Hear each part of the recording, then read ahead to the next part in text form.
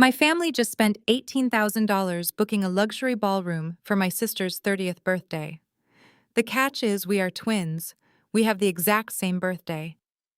When I asked about the dinner plans in our family group chat, my mother told me they could only afford one party and that I should just buy myself a cupcake. My sister's wealthy fiancé chimed in saying my presence would embarrass them in front of his elite investors, so I typed back a simple, "Have a great time." I did not bother mentioning that I am the shadow owner of the exact venue they booked. Before I continue this story, let me know where you are watching from in the comments below. Hit like and subscribe if you have ever had to cut off toxic family members to protect your peace. The notification chimed on my phone as I reviewed floral arrangements. The screen lit up with a message in the Addams family group chat. I had asked if we were doing the usual dinner for my and Chloe's 30th birthday next weekend. Being twins, we shared every milestone since the womb, but apparently turning 30 was where the sharing stopped. The reply from my mother Helen sat there like a physical slap. "Oh, I forgot to tell you, Maya. We just dropped $18,000 booking the Grand Hall at LeBlanc for Chloe. We can only afford one major celebration right now. Just buy yourself a cupcake." I stared at the glowing screen, feeling a familiar tightness grip my chest. Before I could process the audacity of telling your twin daughter to go buy a cupcake on her milestone birthday, another message popped up. This one was from Brad, Chloe's fiancé. He is a white hedge fund manager who walked into our African American family and immediately decided he was the smartest person in the room. My parents rolled out the red carpet every time he breathed. His message read, "We would invite you, Maya, but my high net worth investors are going to be there. A struggling party decorator wouldn't know how to talk to elite circles. We just do not want you embarrassing Chloe." A struggling party decorator. That was the running joke in my family, the label they slapped on me to make themselves feel superior. My parents, Helen and Marcus, were absolutely obsessed with projecting an image of flawless black excellence to their suburban country club friends. Their twisted version of excellence meant fawning over Chloe's superficial social climbing and worshipping Brad's white privilege. To them, Chloe was the golden child who had secured the family's elevated status, while I was the stubborn scapegoat who refused to play their shallow game. My mother's words from 12 years ago suddenly echoed in my mind. We were sitting at the kitchen table when she informed me that the college savings account my grandfather left specifically for me was entirely gone. She and my father drained every cent to buy Chloe a new Mercedes for her graduation. When I cried, asking how I was supposed to pay tuition, my mother simply said Chloe had the potential to marry well and needed to look the part. They always treated me like an inconvenience standing in the way of their picture-perfect narrative. For years I fought that narrative. I screamed, cried, and begged for them to see my worth. I had broken my back trying to prove that I was just as valuable, just as intelligent, and just as deserving of their love as my sister. But reading those text messages today, seeing them so casually discard me for an $18,000 party, something inside me went completely quiet. I realized that arguing with people fiercely committed to misunderstanding you is a complete waste of breath.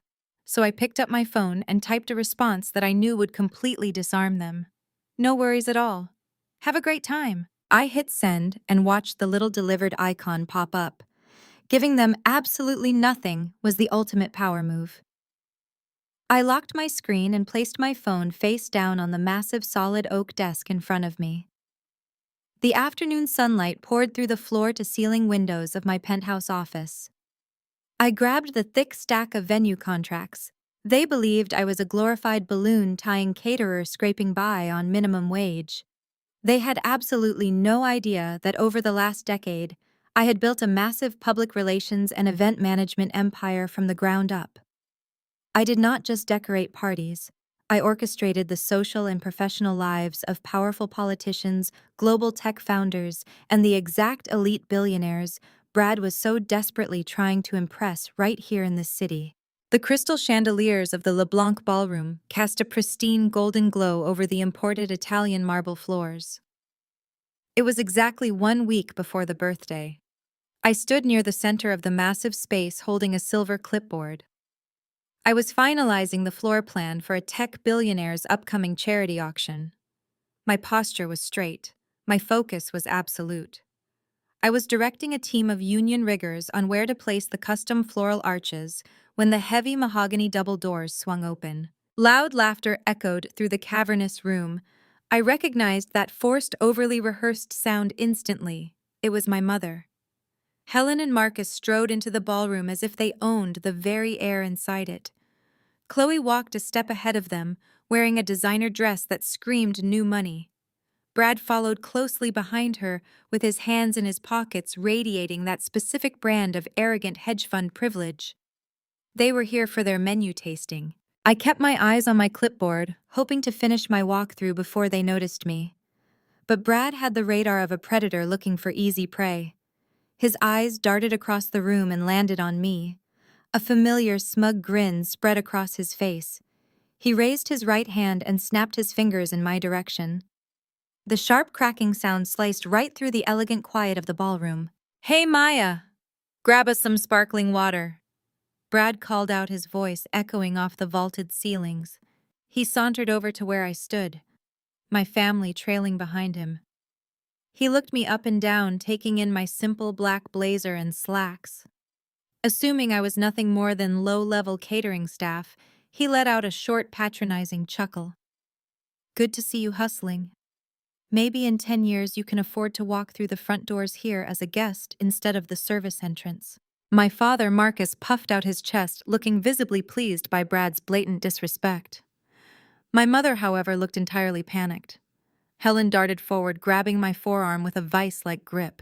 Her perfectly manicured nails dug into my skin. She leaned in close, her voice a venomous whisper meant only for my ears. "What are you doing out here in the main hall?" she hissed frantically, looking around to see if any of the other venue staff were watching us. "Go hide in the kitchen right now, Maya. This is an exclusive venue and we are paying clients today. Do not ruin our luxury experience by standing out here looking like the hired help. Go polish silverware or whatever it is you actually do." The memory of my high school graduation flashed in my mind. My mother had forced me to sit in the very back row of the family dinner because she wanted Chloe and her wealthy friends to have the prime seats for the photographs. Helen had always treated me like a dirty secret that needed to be swept under the rug whenever important people were watching. I looked down at her hand gripping my arm. I could have ended it right there. I could have snapped my fingers and had security throw all 4 of them out onto the pavement. But I remembered the first rule of crisis management. Never interrupt your opponent when they are making a mistake. I gently but firmly removed my mother's hand from my arm. I did not raise my voice. I did not break eye contact. I simply raised my hand and signaled to a passing waiter in a crisp white uniform. "Please bring sparkling water to table 4 for these guests," I instructed him calmly. Brad smirked, wrapping his arm around Chloe's waist. "That is a good girl, Maya. Keep working hard." Chloe tossed her hair over her shoulder and sighed loudly, making sure her voice carried across the empty space. "Honestly, Brad, it is just so exhausting planning an event of this magnitude. I mean, dropping $18,000 on a deposit alone is stressful, but you absolutely cannot put a price tag on elite experiences. I just hope the kitchen staff knows how to properly prepare the Wagyu beef." She shot me a sideways glance, her eyes full of venom. "I hope you are taking notes, Maya. This is how real events are put together. Maybe you can learn something for those little backyard barbecues you decorate." I offered her a polite, tight smile. "Oh, I am definitely taking notes, Chloe. Enjoy your tasting." I turned to walk back to my staging team when the heavy sound of measured footsteps echoed from the grand staircase. Antoine, the general manager of LeBlanc, was descending the marble steps. Antoine was a strict Frenchman known throughout the city hospitality industry for being notoriously difficult to please and entirely intolerant of rude guests. Helen immediately spotted him. She smoothed down her dress and pushed her chest out, preparing to play the role of the wealthy matriarch. She elbowed my father to stand up straighter. "Oh, look, Marcus," Helen whispered excitedly. "That must be the general manager coming to greet us. Act like you belong here." Helen stepped forward, pasting a dazzling fake smile onto her face.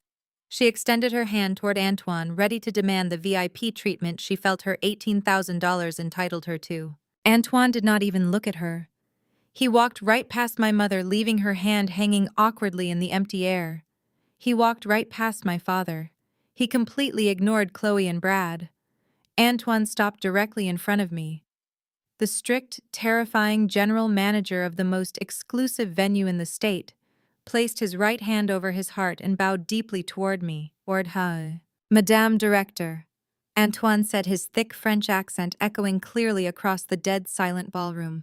The investors for the private gala next week are asking for your personal approval on the menu. I lowered my clipboard. Tell them I will be up in 2 minutes, Antoine. Thank you.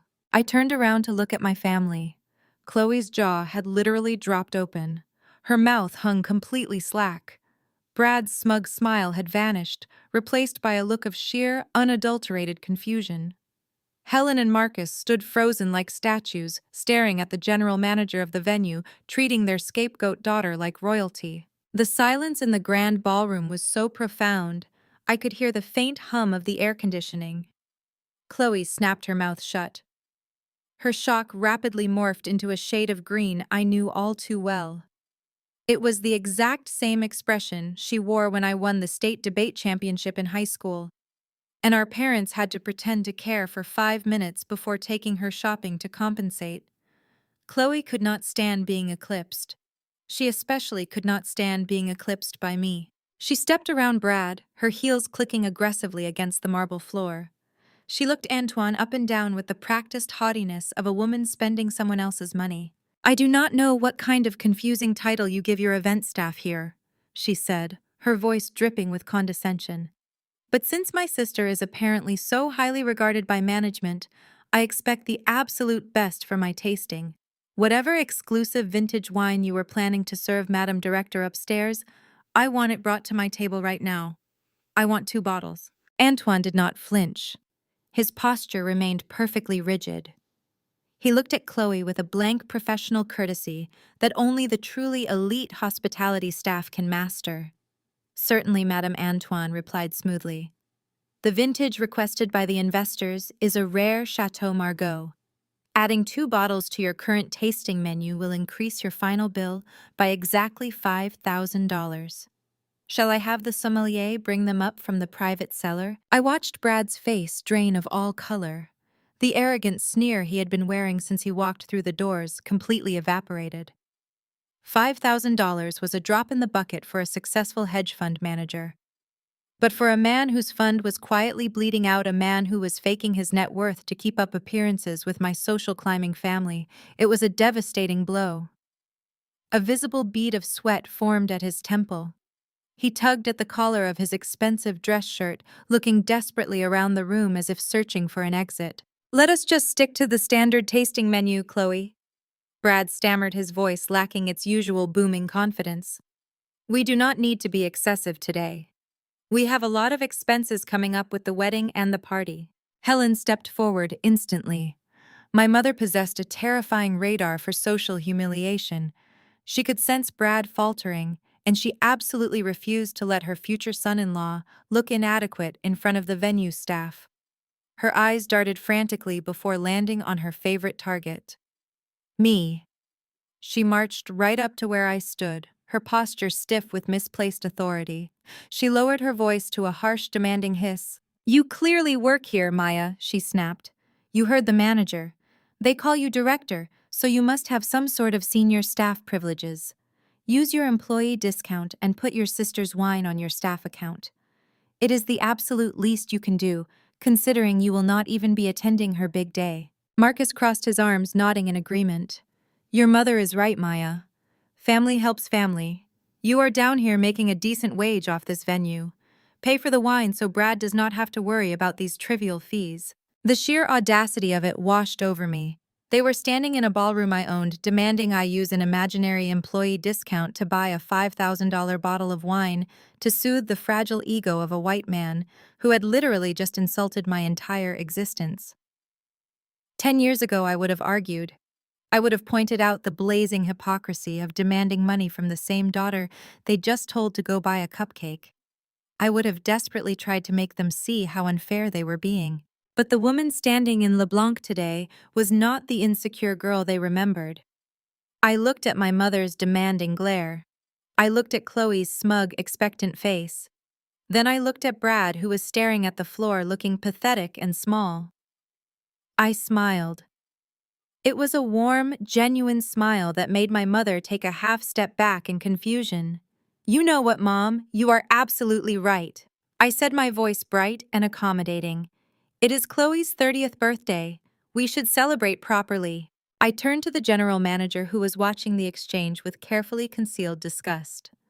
"Antoine, please bring the 2 bottles of Chateau Margaux for my sister's tasting. You can put the entire $5,000 charge directly on my tab." "Very well," Madame Antoine replied with a crisp nod. Chloe smirked, flipping her hair over her shoulder. She linked her arm through Brad's, completely oblivious to his panic. "See, Brad? I told you my sister could be useful sometimes. Good job, Maya. Keep hustling." My parents exchanged a satisfied look. In their minds, they had successfully bullied me back into submission. They had put the rebellious scapegoat back in her place and secured their luxury experience without Brad having to spend a dime. They turned around and began walking toward the tasting room, leaving me behind without another word of thanks. Antoine signaled to a staff member, then walked over to the concierge desk. He printed the updated event authorization receipt. In high-end venues, it was standard policy for the primary account holder to receive a copy of any changes made to the master bill, even if a third party covered the specific charge. Antoine walked briskly, catching up to Brad just before the family entered the private dining suite. "Excuse me, sir," Antoine said, handing Brad the leather folio containing the receipt. "For your records, the addition of the wine has been authorized and paid in full by our corporate tab as requested." Brad took the folio, offering a tight, relieved nod. He opened it casually, glancing down at the itemized breakdown. I stood a few feet away, watching him intently. I watched his eyes scan the paper. I watched him find the line item for the $5,000 wine. And then I watched his gaze land on the bold printed text at the bottom of the receipt, identifying the corporate entity that had authorized the payment. The text read, "Paid in full via master account Apex Elite Holdings." Brad froze. His entire body went rigid. Apex Elite Holdings was not a catering company. It was not an event staffing agency. It was the multi-billion-dollar parent conglomerate of the exact elite investors Brad had been desperately stalking for 6 months to save his failing hedge fund. It was a name that commanded absolute fear and respect in the financial sector. Brad slowly lifted his head. The relief on his face had been completely obliterated by a look of sheer, unadulterated terror. He turned around very slowly and looked right at me. I offered him a polite wave, turned on my heel, and walked away toward the grand staircase, leaving him standing there utterly paralyzed. I did not look back as I ascended the marble staircase, leaving Brad clutching that receipt like a death warrant. I assumed the sheer shock of seeing Apex Elite Holdings printed on my tab would keep them quiet for at least a week. I was wrong. Desperation breeds a very specific kind of audacity, and Brad was a desperate man backed into a corner. Exactly 2 days later, my phone lit up with a text message from my father. Marcus rarely texted me directly. His messages were usually relayed through my mother like edicts from a king. He demanded I come to the family home for an intimate birthday dinner. "Just the 3 of us," he wrote, "a chance to clear the air before the big night and celebrate properly." Against my better judgment, I drove to the sprawling suburban colonial house I grew up in. I walked through the heavy wooden front door, expecting the familiar smell of roasted chicken, or at least a cheap store-bought cake waiting on the kitchen counter. Instead, I was met with absolute, suffocating silence. I stepped into the formal dining room. There was no food on the long mahogany table. There were no birthday decorations. There were no gifts. There were just 4 people sitting with their hands folded, waiting for me. Marcus, Helen, Chloe, and Brad. It was a complete ambush. Brad looked significantly worse than he had at the ballroom. His usually perfectly styled hair was disheveled, and the dark circles under his eyes were impossible to miss. He was sweating through his expensive designer shirt. He did not even bother with a fake greeting or a hollow birthday wish. The moment I pulled out a chair and sat down, he slid a thick stack of printed paperwork across the polished wood table toward me. I looked down at the documents. It was a personal loan application.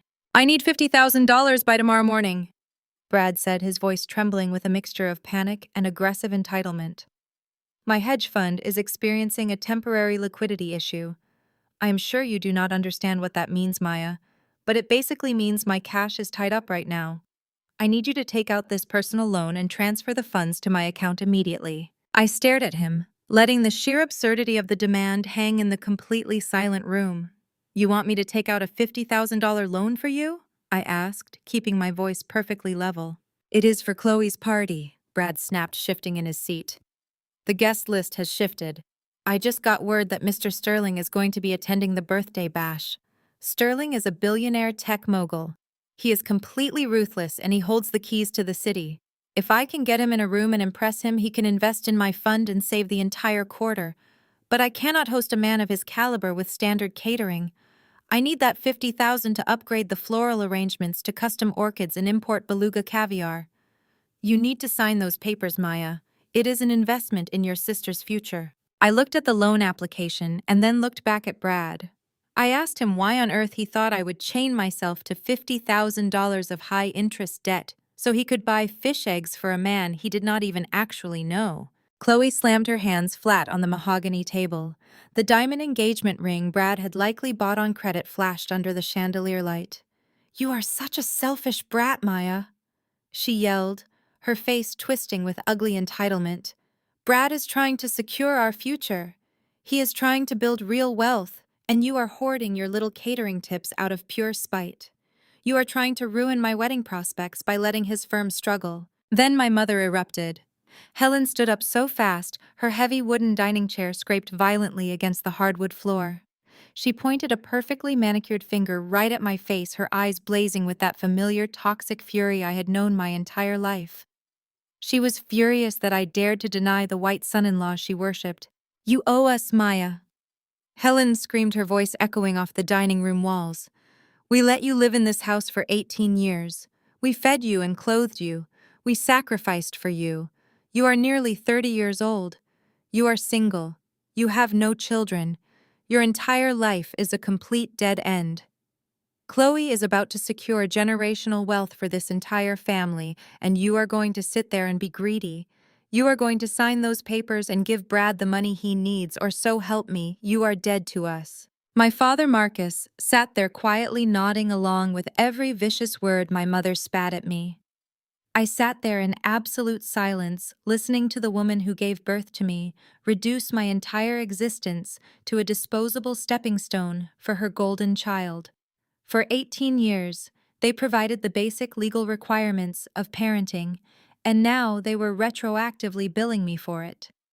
They wanted me to destroy my own credit and plunge into massive financial ruin just so an arrogant hedge fund manager could buy luxury appetizers to impress a billionaire he was desperately trying to con.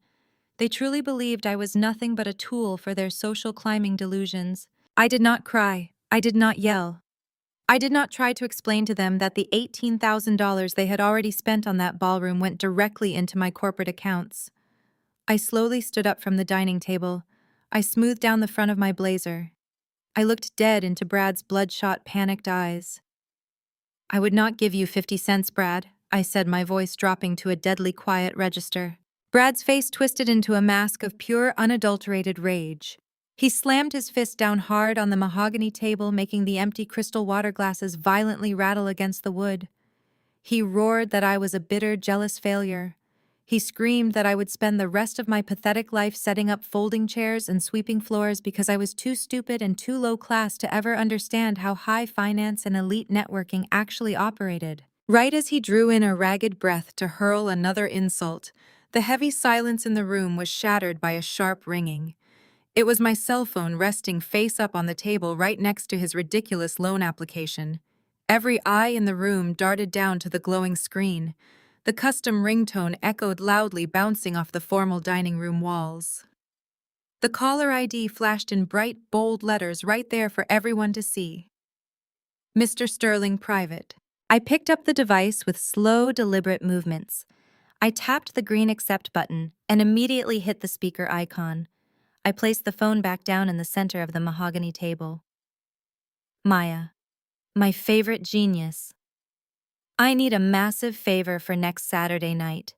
The booming, incredibly distinct voice of Arthur Sterling filled my parents' formal dining room. It was a voice Brad had undoubtedly listened to on countless financial podcasts and keynote recordings. It was a voice Brad had spent the last 6 months praying would answer his desperate voicemail messages. I leaned back in my chair, crossing my arms. Arthur, I told you to stop calling my personal line when you want me to do your dirty work. What kind of favor are we talking about here? Sterling let out a loud laugh that made the crystal chandelier above us seem to vibrate. You are the only person who can handle this, Maya. My team is completely bungling the press release for the new tech acquisition. I need you to step in and fix the narrative before the markets open on Monday. Name your price, double your usual retainer, just get it done. Brad was no longer just pale. His skin had turned a sickening shade of gray. His eyes darted from the phone to my face and back again. He looked exactly like a man who had just watched his entire world crumble into dust. I will review the initial drafts tonight, Arthur, I said, keeping my tone incredibly casual as if I were agreeing to pick up dry cleaning. Have your lead counsel send the NDAs to my corporate office. But I am not working Saturday night. I have prior engagements. A shame, Sterling sighed. But I know better than to argue with the woman who saved my stock valuation last quarter. Send me the invoice, Maya. Talk soon. The call disconnected. The screen went black. The silence that fell over the dining room was absolute and suffocating. Chloe was the first to break it. She let out a high-pitched, nervous giggle, looking at Brad for reassurance. Maya, that was obviously a prank. Did you pay one of your catering buddies to call you and pretend to be a billionaire? That is pathetic even for you. But Brad was not laughing. His hands were gripping the edge of the mahogany table so tightly his knuckles were stark white. He stared at me with an expression of sheer, unadulterated horror. His mouth opened, but no sound came out. Helen, sensing the sudden shift in the power dynamic, immediately tried to regain control. She waved her hand dismissively. He must be calling about the menu for Chloe's party. Obviously, he is attending and wants to ensure the kitchen staff knows his dietary restrictions. That is why he called you a genius, Maya. You probably tied some nice balloon animals for one of his corporate picnics. Brad swallowed hard. The sound was audible in the quiet room. He finally found his voice, though it was a weak, trembling whisper. How do you know Arthur Sterling? I leaned forward, resting my forearms on the table, right over his ridiculous loan application. I looked him dead in the eyes. You think I arrange balloons, Brad? I asked, my voice dangerously quiet. You think I spend my weekends polishing silverware and setting up folding chairs? I manage reputations. I build the public and private narratives for the exact elite circles you spend your entire pathetic life trying to infiltrate. Brad shrank back in his chair, but I did not stop. I know Arthur Sterling because I sit in the boardrooms you are locked out of. I know him because I clean up the messes made by arrogant, incompetent men exactly like you. And let me tell you something else, Brad. I know precisely why Sterling will not return your desperate emails. I know why you are sitting here begging the sister-in-law you despise for a $50,000 personal loan. Chloe's fake smile vanished. What is she talking about, Brad? She demanded, her voice sharp with sudden panic. You said the fund was thriving. You said we were securing generational wealth. I kept my eyes locked on Brad, watching him completely unravel. Your reputation in the financial sector is a running joke, I stated, letting the truth hit him like a physical blow. You over-leveraged your clients' assets on completely speculative tech startups and lost millions.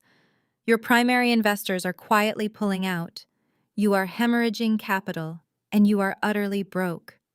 You thought you could trick Arthur Sterling into bailing you out at a birthday party, but you are too stupid to realize that men like Sterling run background checks. He knows you are a sinking ship, and he would never let you touch a single dime of his money. Brad opened his mouth to scream a denial, but he had absolutely nothing. He slumped back in his chair, completely defeated. The illusion of his immense wealth and power was entirely shattered. Chloe let out a horrified shriek. She turned on Brad, hitting his shoulder. "Tell me she is lying. Tell me you are not broke, Brad. We have an $18,000 deposit on that ballroom." Helen's face contorted into a mask of pure vicious rage. Her entire worldview was collapsing. Her golden child was engaged to a fraud, and her ultimate failure of a daughter was the one exposing it. The cognitive dissonance was too much for her to bear. She refused to accept that the daughter she treated like dirt was actually the most powerful person in the room. Helen lunged forward. She grabbed my shoulder and physically shoved me toward the dining room exit. Her nails dug into my jacket as she pushed me with surprising force. "Get out!" Helen screamed, her voice cracking with hysterical fury. "You are a liar. You are trying to ruin your sister's happiness out of pure spite. You are dead to us, Maya. Do you hear me? Dead to us. I never want to see your jealous, bitter face again. And do not you dare show your face anywhere near LeBlanc on Saturday. Do not even think about trying to ruin Chloe's luxury experience." I stepped back easily, shrugging off my mother's aggressive grip. I looked at the three of them. Brad utterly destroyed. Chloe weeping over her vanished wealth. Helen shaking with toxic denial. They were a portrait of everything I had spent my entire life trying to escape. I smoothed down the lapels of my blazer. I offered my mother a cold, razor-sharp smile. "Don't worry, Mom," I said, my voice perfectly steady and clear. "I have my own party to host." I turned my back on my family and walked out the front door, leaving their desperate screams echoing behind me. The heavy oak door of my parents' house clicked shut behind me, severing the toxic tether that had bound me to their delusions for 3 decades. The cool evening air hit my face crisp and clearing my head. I walked to my car with a steady, measured pace. I had warned them. I had given them every opportunity to see me, to respect me, to treat me as an equal. Instead, they demanded my financial ruin to prop up a fraud. Now the gloves were permanently off. By Wednesday morning, the sun was pouring through the floor-to-ceiling windows of my private estate in the West Hills. My property was a sprawling, ultra-modern marvel of glass and steel, perched on 12 acres of manicured grounds, featuring a cascading infinity pool and a private helipad. It was a fortress of success, built entirely without a single dime of my family's money. This was the venue for my 30th birthday. But I was not just throwing a birthday party. I was orchestrating a Black Excellence Gala. I sat behind my massive imported marble desk and booted up my secure encrypted client database. For a decade, Helen and Marcus believed I was tying cheap balloons for neighborhood barbecues. They had absolutely no idea that I possessed the direct personal contact information of every major power player in the tri-state area. I drafted the digital invitation. It was sleek, minimalist, and dripping with absolute exclusivity. I did not invite regular guests. I targeted the top 100 apex predators of the financial and political world. I selected the state senators who shaped legislation, the tech moguls who controlled the valley, the real estate tycoons who owned the skyline, and the elite investors who held the purse strings to every major hedge fund in the region. It was the exact highly classified roster of untouchable billionaires that Brad had pinned to his pathetic, desperate dream board. Mr. Sterling was listed as the guest of honor.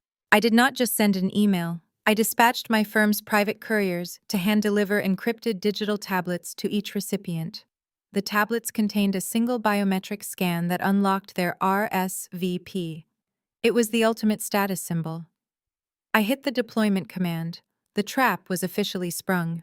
In the ruthless world of high society, an invitation from Apex Elite Holdings was the absolute holy grail. It meant you were in the inner circle. It meant your net worth and influence had been validated by the ultimate gatekeeper.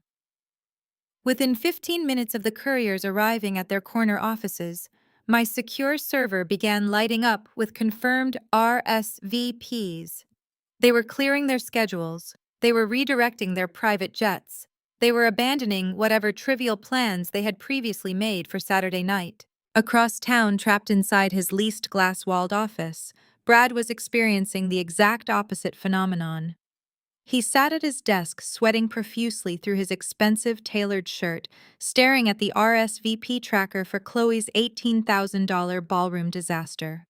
Brad had spent the last 6 months aggressively spamming the assistants of the city's financial elite, begging and pleading for them to drop by his future wife's birthday bash. He had managed to secure a handful of pity RSVPs from low-level associates and junior partners. It was barely enough to maintain the illusion of his success, but he was clinging to it like a drowning man, clutching a piece of driftwood. Suddenly, Brad's phone vibrated violently against his desk. It was an email notification. He clicked it open, and his stomach plummeted. The junior vice president of a major equity firm was canceling. 2 minutes later, his phone buzzed again. A wealthy commercial developer who had promised to attend was suddenly claiming an unexpected family emergency. Then came a third cancellation. Then a fourth, fifth, and sixth. The few VIPs he had managed to manipulate into attending were dropping out in rapid succession. His fragile life raft was deflating right in front of his eyes. Brad's cell phone rang, jarring him out of his mounting panic. It was Chloe. He answered the call and immediately had to pull the receiver away from his ear. Chloe was practically hyperventilating, her voice shrill, wet with tears, and echoing with absolute hysteria. She was standing in the middle of LeBlanc, surrounded by event planners supposed to be finalizing her luxury seating chart, but her carefully constructed world was burning to the ground. "They are all canceling!" Brad Chloe shrieked, sobbing uncontrollably into the phone. "Every single important person on my list. The country club president just pulled out. The mayor's chief of staff just sent his regrets. Even my high society friends are suddenly making up terrible excuses about being out of town. My $18,000 party is going to be an empty room. I have a custom Wagyu beef menu for 200 people and nobody is coming. It is going to be a complete ghost town. What is happening to us?" In the background of the call, Helen could be heard pacing frantically, her voice sharp with intense humiliation. "Fix this, Brad." Helen screamed, her words bleeding through the speaker. "You promised us elite networking. You promised us billionaires. We cannot be seen hosting an empty ballroom at LeBlanc. My friends will mock me forever. We will be the laughingstock of the entire city." Brad could barely breathe. His chest tightened painfully as a cold, clammy sweat broke out across his forehead. He hung up on Chloe's frantic sobbing and dropped his heavy head into his hands. His hedge fund was already bleeding capital, and now his one singular chance to secure a financial lifeline was completely evaporating. He was entirely broke, his professional reputation was hanging by a thread, and his furious future mother-in-law was demanding miracles he could not possibly provide. Just as he reached up with trembling fingers to loosen his silk tie, his computer chimed with a high-priority email alert. Brad lunged for the mouse, his heart hammering violently against his ribs. The sender was Marcus Vance, a senior partner at the most lucrative investment firm in the state. Vance was the man Brad needed almost as much as he needed Sterling. Brad clicked the message open, desperately praying for a lifeline. He read the text once. He blinked, rubbed his eyes, and read it again, the blood completely draining from his face. The email was short and ruthlessly direct. "Apologies, Brad. I have to pull my RSVP for your fiancé's event. I have just secured a highly coveted invitation to the Black Gala. It is the event of the decade, and I absolutely cannot miss it. Best of luck." Brad slumped back in his leather chair. The Black Gala. The name echoed in his hollow mind. He looked blankly at the glowing screen as the terrifying reality finally locked into place. Maya was not a struggling caterer. She was the architect of the most exclusive power circle in the city. She held the keys to the kingdom, and she had just locked him outside in the cold. He was losing everything. His office phone shattered the heavy silence. It was not his personal cell, but the encrypted hardline reserved for his primary brokers. Brad flinched. He stared at the blinking red light. He knew exactly what that flashing indicator meant. He reached out with a trembling hand and lifted the receiver. The voice on the other end was entirely devoid of pleasantries.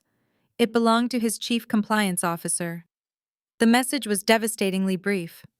They were facing a massive margin call.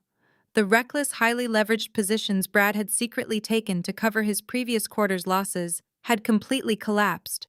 The institutional lenders were demanding an immediate cash injection by Friday morning. If the funds were not wired, they would liquidate his assets, freeze his accounts, and trigger a mandatory SEC investigation. An SEC investigation meant a forensic audit. An audit meant the feds would discover he had been commingling client funds to sustain his lavish lifestyle. It meant federal prison. Brad slammed the phone down so hard the plastic cracked. He was hyperventilating. The walls of his expensive leased office were closing in on him. He needed Arthur Sterling. Sterling was the only investor in the city with enough liquid capital and a high enough risk tolerance to bail out a sinking fund overnight. But Sterling was going to the Black Gala. This mysterious event had entirely consumed the elite social calendar. Brad had to get inside that room. He had to corner Sterling, pitch his absolute best lie, and secure a verbal commitment before Friday. It was his only path to survival. The heavy glass door to his office swung open. Chloe stepped inside. Her face was streaked with running mascara, and her designer dress looked wrinkled. She had driven straight from the LeBlanc ballroom where her luxury birthday plans had disintegrated into dust. "Brad," she sobbed, running toward his desk. "It is a total disaster. Every single person on the A-list has canceled. The caterers are demanding the final payment for the Wagyu beef, and we do not even have a dozen confirmed guests left. You have to call your investor friends. You have to force them to come." Brad stared at her. For the first time since they met, he did not see a beautiful trophy wife. He saw a massive, suffocating liability. The carefully constructed mask of the charming, affluent fiancé dissolved entirely, revealing the cornered, desperate animal underneath. He stood up so fast his heavy leather chair crashed backward into the glass wall. "Shut up!" Brad roared. His voice echoed violently through the empty executive suite. Chloe froze. She shrank back, trembling. Brad had never raised his voice at her. He had always treated her like a fragile porcelain doll. "Your pathetic $18,000 party is a joke," Brad snarled, walking around the desk and backing her toward the door. "I am facing federal prison, Chloe. My fund is bleeding out, and my primary investors are initiating a margin call. I needed your event to secure Arthur Sterling. I needed a sophisticated luxury environment to prove my status. Instead, I am tied to your ghetto low-class family who cannot even manage to keep a basic guest list together." Chloe gasped, covering her mouth with her hands. "Brad, you are hurting me. You said we were building generational wealth." "There is no wealth," Brad screamed, spit flying from his lips. "It is gone, all of it. And it is your fault. Your family's constant demands for money and status drained my reserves. You ruined my image. If I do not get into this Black Gala and corner Sterling by Saturday night, I am going to jail. And you will be left with absolutely nothing." Chloe dropped to her knees right there on the pristine carpet of his office. The illusion was shattered, but her desperation to cling to her social climbing fantasy overrode her dignity. She could not lose the engagement ring. She could not go back to being a regular suburban girl. She grabbed Brad's hand, weeping uncontrollably. "I will fix it, Brad," Chloe begged, her voice cracking with sheer panic. "I promise you I will fix it. I will get you what you need. Just do not leave me. Please do not leave me." Brad yanked his hand away, looking down at her with pure disgust. "Then fix it," he snapped. "And do not come back until you have a way into that gala." Chloe scrambled out of the office and grabbed her cell phone. She dialed the only person she knew who could manipulate a situation to her advantage. Helen answered on the first ring. Chloe hysterically recounted the margin call, the threat of jail, and the absolute necessity of getting Brad into the Black Gala. Helen's narcissistic mind immediately went to work. She entirely suppressed the memory of Maya effortlessly dominating them at the dining room table. Her brain simply refused to process the reality that Maya was wealthy or powerful. To Helen, Maya was still just a caterer. Maya was a servant who worked the back doors of these elite events. Maya would know the staff, the security, or the organizers of this rival gala. Helen did not waste a second. She pulled up Maya's contact and hit dial. I was sitting in my home office reviewing the finalized catering contracts for Saturday night when my personal phone buzzed. I saw Helen's name flashing on the caller ID. I let it ring 3 times before sliding my finger across the green icon. Maya listened to me very carefully. Helen commanded her tone devoid of any greeting or apology. There is an event happening this Saturday called the Black Gala. It is stealing all of Chloe's guests and ruining Brad's firm. I know you cater for these types of people. I know you use the service entrances. You are going to use your caterer connections to find out exactly who is hosting this rival event. I leaned back in my chair, staring at the spectacular view of the city skyline from my window. I remained perfectly silent, letting her dig her own grave. You are going to find the host, and you are going to sabotage the event, Helen demanded, her voice growing increasingly shrill and frantic. Cancel their liquor license, ruin the food delivery, call the fire marshal. I do not care what you have to do, but you will shut that gala down so those guests have no choice but to attend Chloe's party at LeBlanc. Brad needs Arthur Sterling there. If you do not fix this for your sister right now, you are no longer my daughter. The sheer delusion was almost breathtaking. She had already disowned me less than 24 hours ago and was now using it as a threat again. They were drowning in the ocean I created and still demanding I serve them a glass of water. I tapped my manicured fingernails against the cool marble of my desk. I did not yell, I did not laugh. I kept my voice eerily calm and meticulously professional. I can't sabotage the host, Mom, I replied, letting the silence stretch for a fraction of a second. But tell Brad that tickets to the gala are currently selling on the black market for $10,000 a pop. I pressed the red end call button and set the phone face down on the marble. I smiled coldly at the quiet room. I knew exactly what a desperate broke fraudster would do next to save his own skin. The trap was set, and Brad was walking right into it. Brad did not sleep that night. He paced the length of his luxury condo, tearing at his hair and running the terrifying math over and over in his head. The SEC did not care about apologies, and institutional lenders did not care about excuses. They only cared about liquid cash. He needed to get in front of Arthur Sterling. He needed that $10,000 ticket. Brad logged into his personal banking portal. His checking account was already dangerously low. He had spent the last 2 years funding Chloe's exorbitant lifestyle to maintain his image as a master of the universe. He opened his secret emergency fund. It was the account he swore he would never touch, the money quietly diverted from a deceased uncle's estate. He clicked the transfer button, liquidating the final $12,000 to his name. He arranged for a cash withdrawal at a downtown branch the moment the bank opened. His hands shook as he stuffed the crisp $100 bills into a thick manila envelope. It was the absolute price of his freedom. If he failed to secure Sterling, the feds would be kicking down his door by Monday morning. The instructions he received via a scrambled text message were highly specific. He was directed to the 4th sub-level of a high-security parking garage in the financial district. Brad drove his leased Porsche down the spiraling concrete ramps. The air grew damp and heavy with the smell of exhaust. He parked in the designated spot near a flickering fluorescent light. He checked his reflection in the rearview mirror, adjusting his silk tie to look like a man in control rather than a desperate fugitive. A figure stepped out from the deep shadows behind a concrete pillar. The broker was dressed in a sharp-tailored suit, wearing dark sunglasses despite the dim lighting.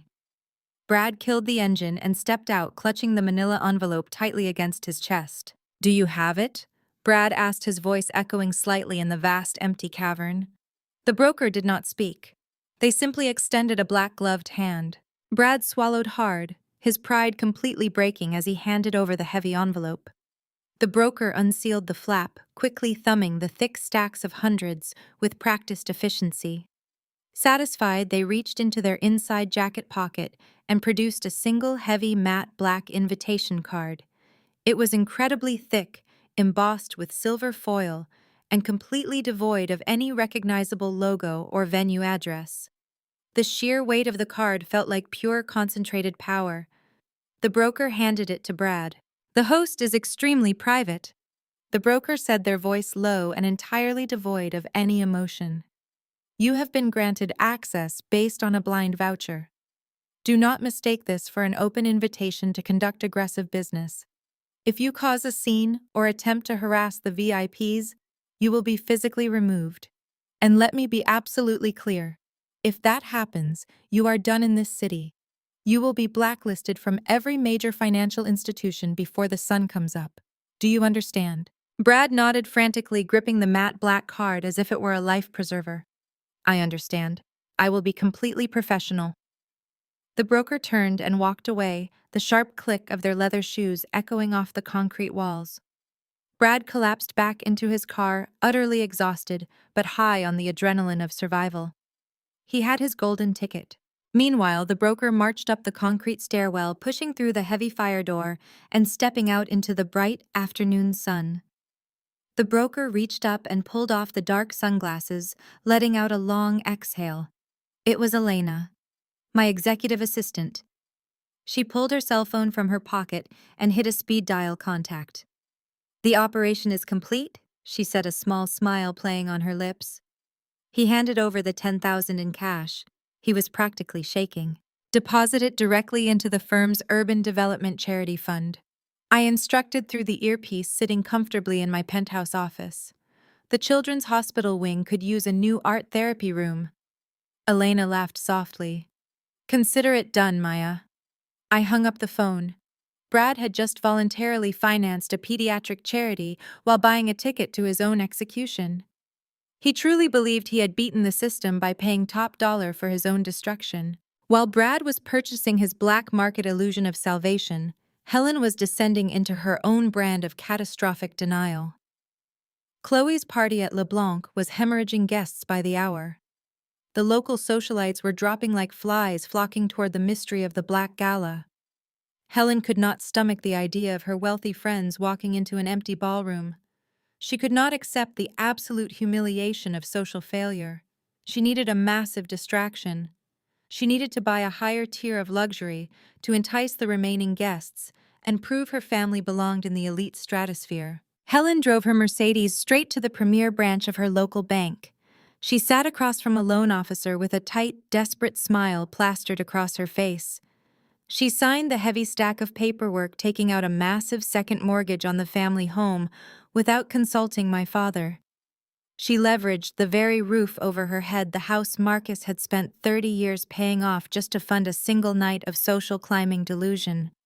Helen convinced herself this was an investment in Chloe's future. Chloe was the beautiful daughter, the successful daughter, the one who deserved the world. I was just the bitter catering failure trying to sabotage them. Helen justified the massive debt by imagining the look of intense envy on her country club friends' faces when they saw the upgraded floral arrangements. She secured a cashier's check for $20,000 and drove directly to the LeBlanc management office. She slammed the check down on the event coordinator's desk. I want the imported beluga caviar, she demanded, her voice shrill with manic entitlement. I want the custom orchids flown in from Thailand. I want the absolute premium open bar package. Upgrade everything.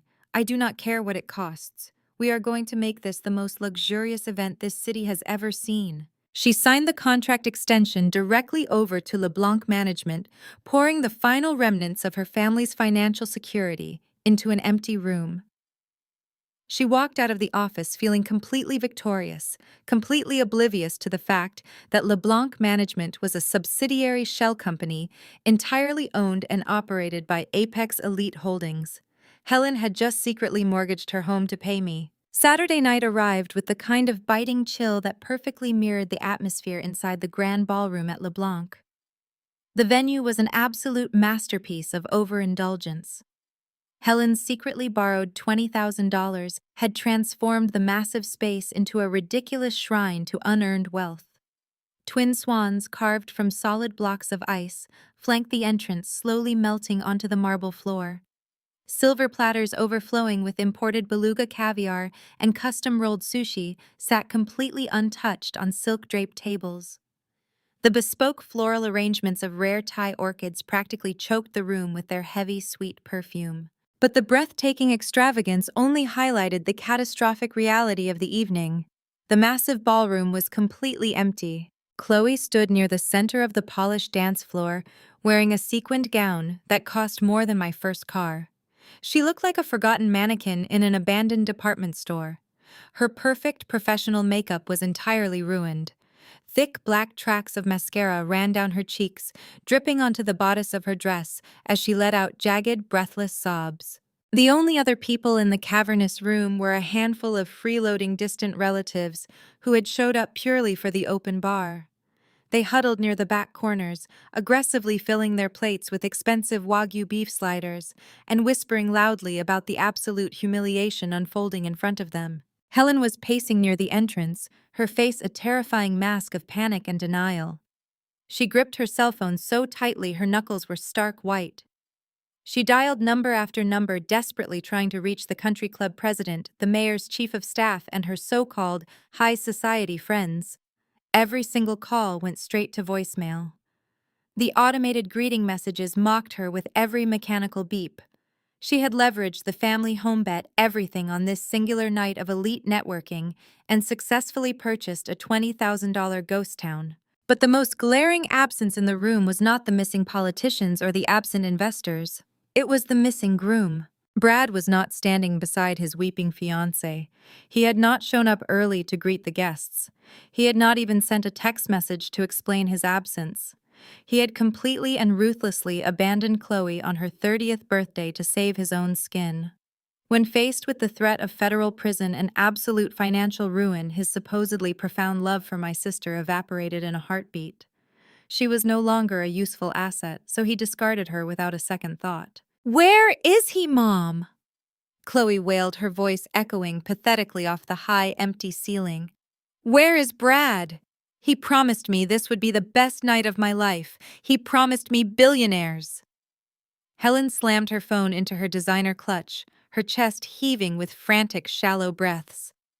"He is probably delayed at the office, Chloe. Stop crying. You are ruining your makeup. People will be arriving any minute. There must be traffic." But there was no traffic. The roads were perfectly clear.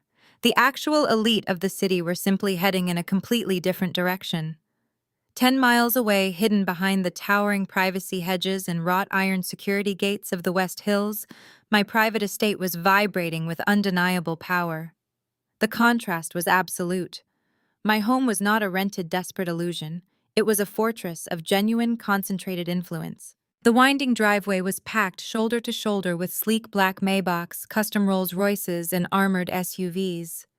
Valets moved with silent military precision, whisking the vehicles away as the most untouchable figures in the tri-state area stepped onto my property. The atmosphere inside the main hall was electric, thrumming with the quiet, dangerous energy of apex predators in their natural habitat. I had spared no expense, but I also understood that true luxury did not need to scream for attention. There were no melting ice sculptures or desperate displays of wealth. The lighting was low and sophisticated. A live string quartet positioned on the floating glass balcony played seamless orchestral arrangements of classic R&B tracks, setting a tone of effortless elegance. Waitstaff in immaculate black uniforms circulated with perfectly balanced trays of champagne and minimalist hors d'oeuvres. The guest list was flawless. The governor was sharing a laugh with the CEO of the region's largest tech conglomerate. Real estate tycoons were quietly shaking hands on development deals worth hundreds of millions of dollars. Elite hedge fund managers were exchanging encrypted contact information. It was a masterpiece of social engineering. I stood on the upper landing, a crystal glass in my hand, looking down at the empire I had built. I had invited the exact 100 power players Brad needed to survive, and every single one of them had shown up to pay their respects to Apex Elite Holdings. They did not know the host was a 30-year-old woman they had once dismissed. They only knew that whoever controlled this room controlled the city. Outside the perimeter of my estate, a standard black Uber pulled up to the massive wrought iron security gates. The car came to a stop just outside the glowing perimeter lights. The back door opened, and Brad stepped out into the cool night air. He looked exhausted, his face pale and drawn from days of relentless, suffocating panic, but his eyes burned with a wild manic desperation. He reached up and aggressively smoothed down the lapels of his rented tuxedo, trying to force his trembling hands to steady. He reached into his inside jacket pocket and pulled out the heavy matte black invitation card. It felt like a solid brick of gold in his palm. It was the $10,000 ticket that had drained the absolute last drop of his stolen emergency funds. It was his final lifeline. Brad looked past the towering iron gates, his eyes tracing the line of luxury vehicles and the warm, inviting glow of the mansion in the distance. He had no idea he was standing on the driveway of the woman he had berated and humiliated just 4 days ago. He had no idea his entire miserable existence had been orchestrated by the caterer he so deeply despised. His delusional arrogance surged forward, masking his sheer terror. He gripped the heavy black card, his knuckles turning white, and narrowed his eyes at the glowing estate. "I am going to take this host for everything they have got," Brad muttered to himself, stepping forward into the light. The heavy oak doors of my estate swung open, held by 2 immaculate security guards who briefly scanned the matte black card before stepping aside. Brad crossed the threshold and immediately stopped dead in his tracks. The sheer magnitude of the wealth radiating from the grand hall hit him like a physical blow to the chest. This was not the loud, desperate, rented luxury he was used to curating for his social media feeds. This was generational power. The air was thick with the scent of expensive cologne and rare floral arrangements. He saw tech billionaires leaning against the marble pillars, laughing easily while sipping vintage scotch. He saw the city's top real estate developers casually discussing zoning laws that would reshape the entire skyline. Brad was a drowning man who had just stumbled into a room full of life rafts, but he was entirely out of his depth.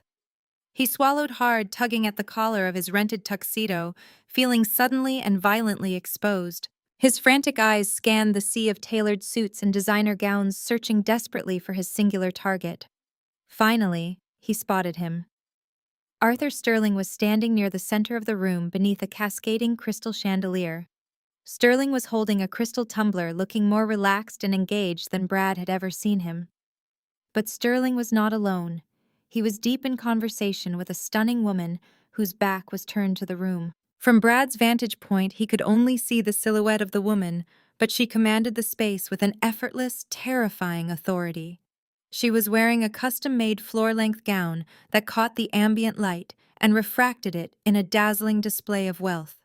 The fabric was spun from deep onyx silk, heavily encrusted with thousands of hand-placed, brilliant-cut diamonds that cascaded down her spine like a waterfall of ice. The posture of the woman, the slight tilt of her head, and the absolute undivided deference in Arthur Sterling's eyes communicated one undeniable fact. This woman was the apex predator of the room. She was the host. Brad's heart hammered violently against his ribs. The margin call was screaming in his mind. The threat of federal prison was breathing down his neck. He did not care about the delicate social ecosystem of the room. He did not care about the quiet, unwritten rules of elite engagement. He dropped his head and shoved his way blindly through the crowd. He pushed his shoulder roughly between 2 prominent state senators who were mid-sentence, nearly knocking a champagne flute out of one of their hands. They glared at him with undisguised shock, but Brad did not even turn around to apologize. His vision was entirely tunneled on Sterling. He closed the final few feet entirely, ignoring the heavy diamond-encrusted host standing just inches away. Brad reached out with a clammy, shaking hand and tapped Sterling aggressively on the shoulder.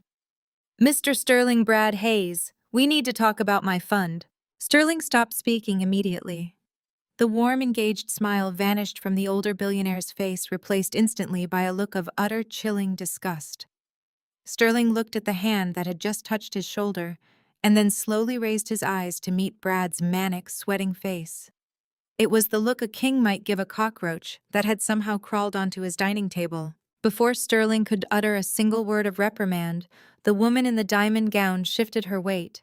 She turned around slowly, the heavy silk and diamonds rustling quietly against the marble floor. I looked Brad directly in the eyes.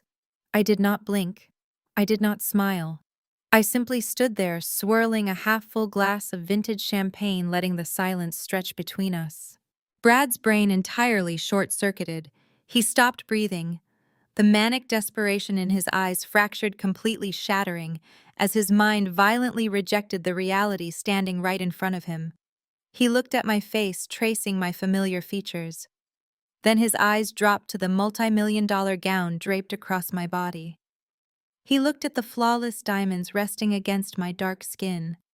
He looked back up at Arthur Sterling, seeing the absolute, unquestioning respect the billionaire held for me.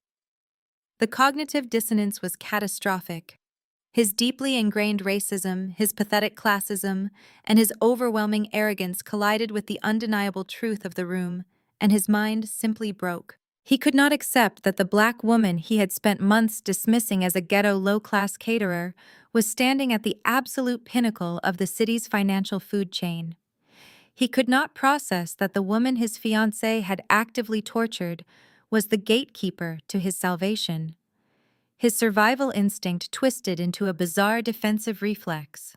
Brad let out a loud, nervous, braying laugh that cut through the elegant music playing in the background. "Maya, what are you doing here?" Brad sneered, his voice dripping with sudden aggressive condescension. "Did you sneak in through the catering staff? Get out of here before you embarrass me in front of Mr. Sterling." He actually waved his hand at me, a dismissive shooing motion, as if I were a stray dog that had wandered into a Michelin star restaurant. He looked back at Sterling, offering a conspiratorial, apologetic grin, completely oblivious to the explosive landmine he had just stepped on. Sterling did not smile back. His face turned a dark, furious shade of purple. The billionaire squared his shoulders, stepping protectively into my space, radiating absolute, unadulterated rage. "Excuse me?" Sterling's voice boomed, echoing like thunder across the marble floors. "You dare speak to the host of this gala, the CEO of Apex Elite, that way?" The words struck Brad with the concussive force of a freight train. The arrogant, nervous smile froze instantly on his face, morphing into a grotesque mask of pure, unadulterated terror. He physically recoiled, stumbling backward a half step as if Sterling had struck him across the jaw. His mouth opened and closed silently, his vocal cords completely paralyzed by the sheer magnitude of his miscalculation. "CEO." Brad choked out, his voice reduced to a pathetic, hoarse whisper. "Host." He looked around wildly, his chest heaving. The live string quartet on the balcony had abruptly stopped playing, their bows resting silently on their instruments. The quiet hum of elite conversation had vanished entirely. The grand ballroom had gone dead silent.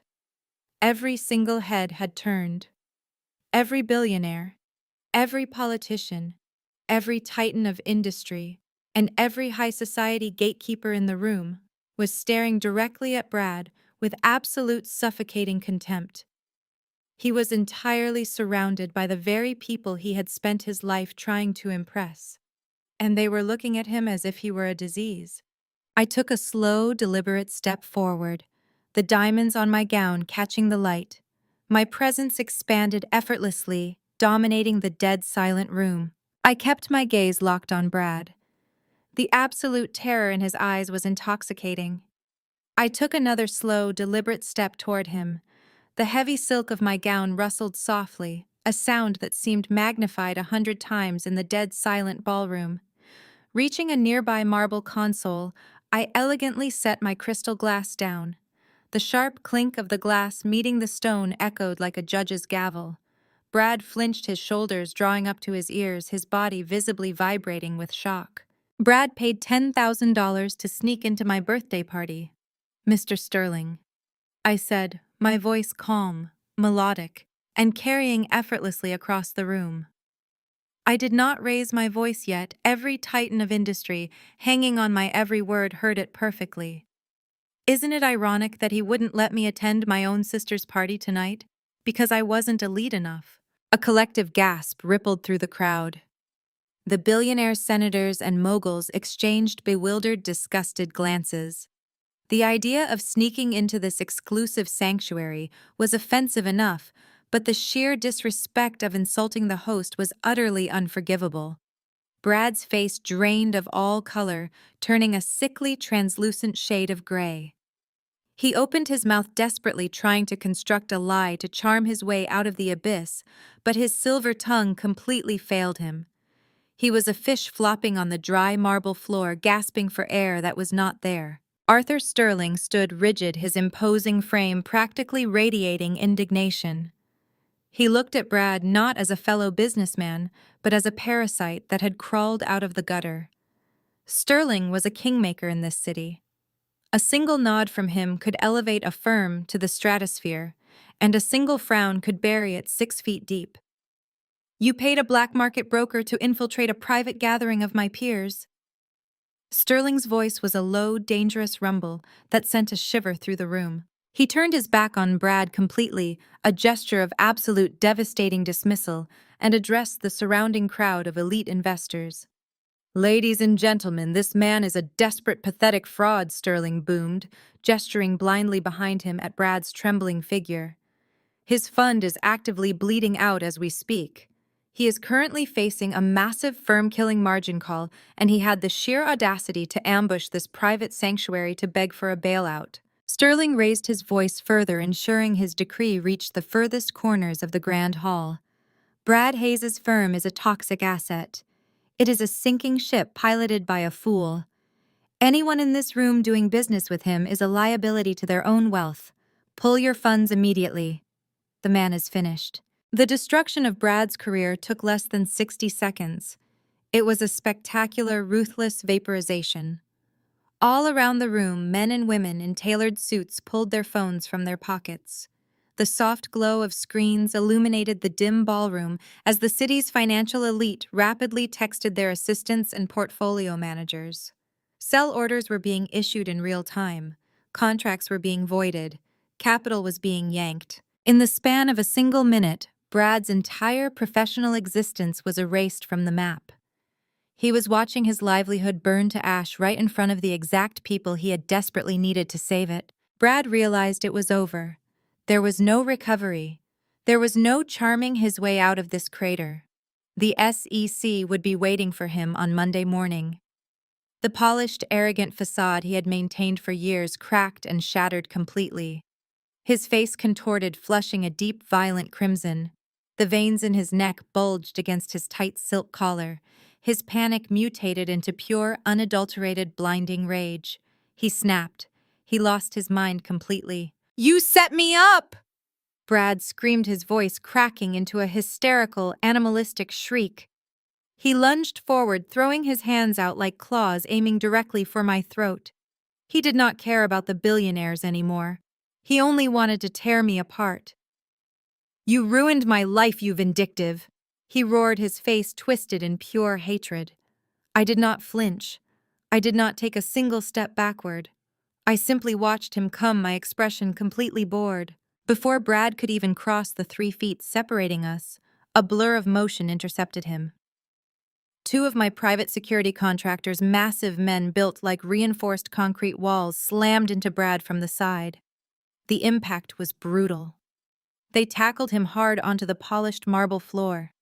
The sickening thud of Brad's body hitting the stone echoed through the room, followed by the sharp tearing sound of his expensive rented tuxedo ripping at the shoulder seam. One guard pinned Brad's arms violently behind his back, driving a heavy knee into his spine, while the other held him down by the back of his neck. Brad was thrashing helplessly against the marble, looking utterly pathetic. He was sobbing now, heavy wet tears of absolute defeat streaming down his face, pooling on the cold floor. He alternated between screaming obscenities at me and begging Sterling for a second chance. It was a wretched, humiliating display of a broken man. The guards hauled him roughly to his feet. They did not treat him like a guest. They treated him like a violent trespasser. They grabbed him by the collar of his ruined jacket and began dragging his limp, struggling body down the center aisle of the ballroom, parading his ultimate disgrace past the silent, staring billionaires. I walked alongside them, my pace slow and measured, my diamond gown sweeping the floor. I signaled the guards with a subtle flick of my wrist. They paused their brutal march just as they reached the massive, towering oak front doors leading out to the cold driveway. Brad was hyperventilating his chest, heaving his face slick with sweat and tears. He looked up at me with absolute terror, realizing he was entirely at my mercy. I leaned in close, bringing my face just inches from his ear. The scent of his cheap panic filled my nose. I kept my voice perfectly calm, a gentle, devastating whisper meant only for him. "Oh, by the way, Brad," I murmured, watching his eyes widen in raw, unadulterated fear. "Check the parent company of the LeBlanc Ballroom. You are going to love it."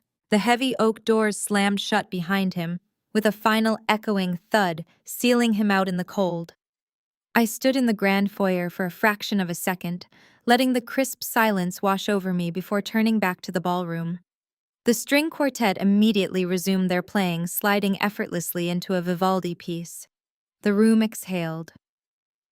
Arthur Sterling raised his glass to me from across the floor, a silent salute between apex predators.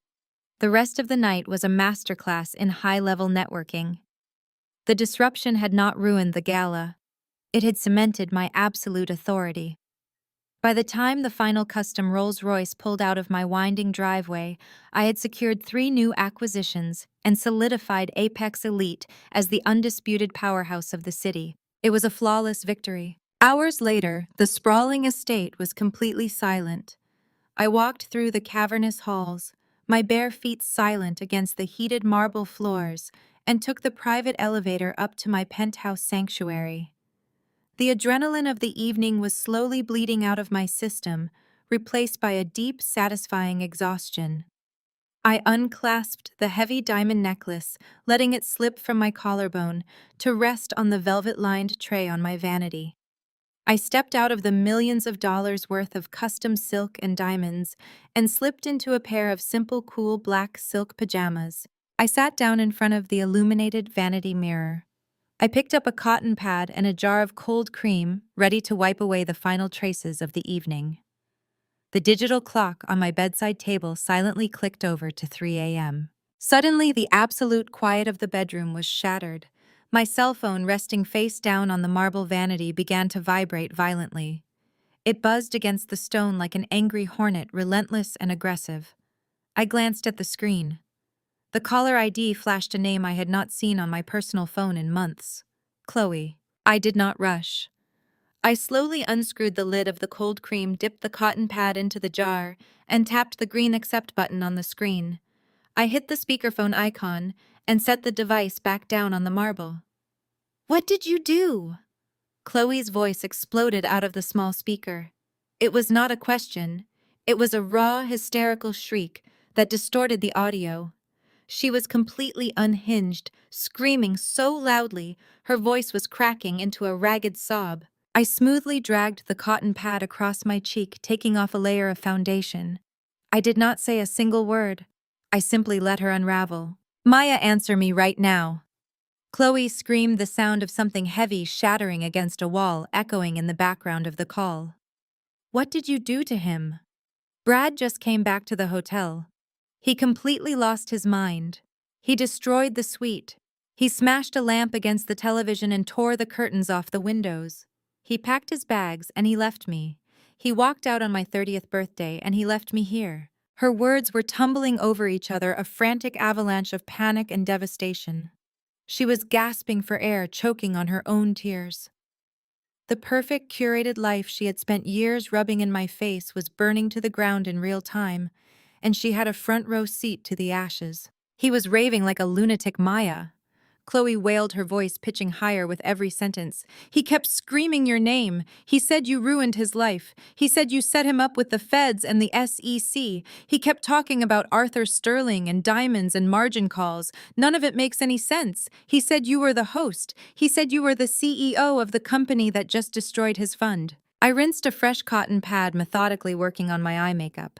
The mascara came away in dark, satisfying streaks. "You stole my guests, you psycho!" Chloe shrieked, the betrayal in her voice absolute. "You completely sabotaged me." We sat in that massive empty ballroom for 5 hours. Mom spent $20,000 on caviar and orchids and nobody showed up. Every single politician, every investor, every person who matters in this city ignored my party. Brad said they were all with you. He said you threw a gala just to humiliate me.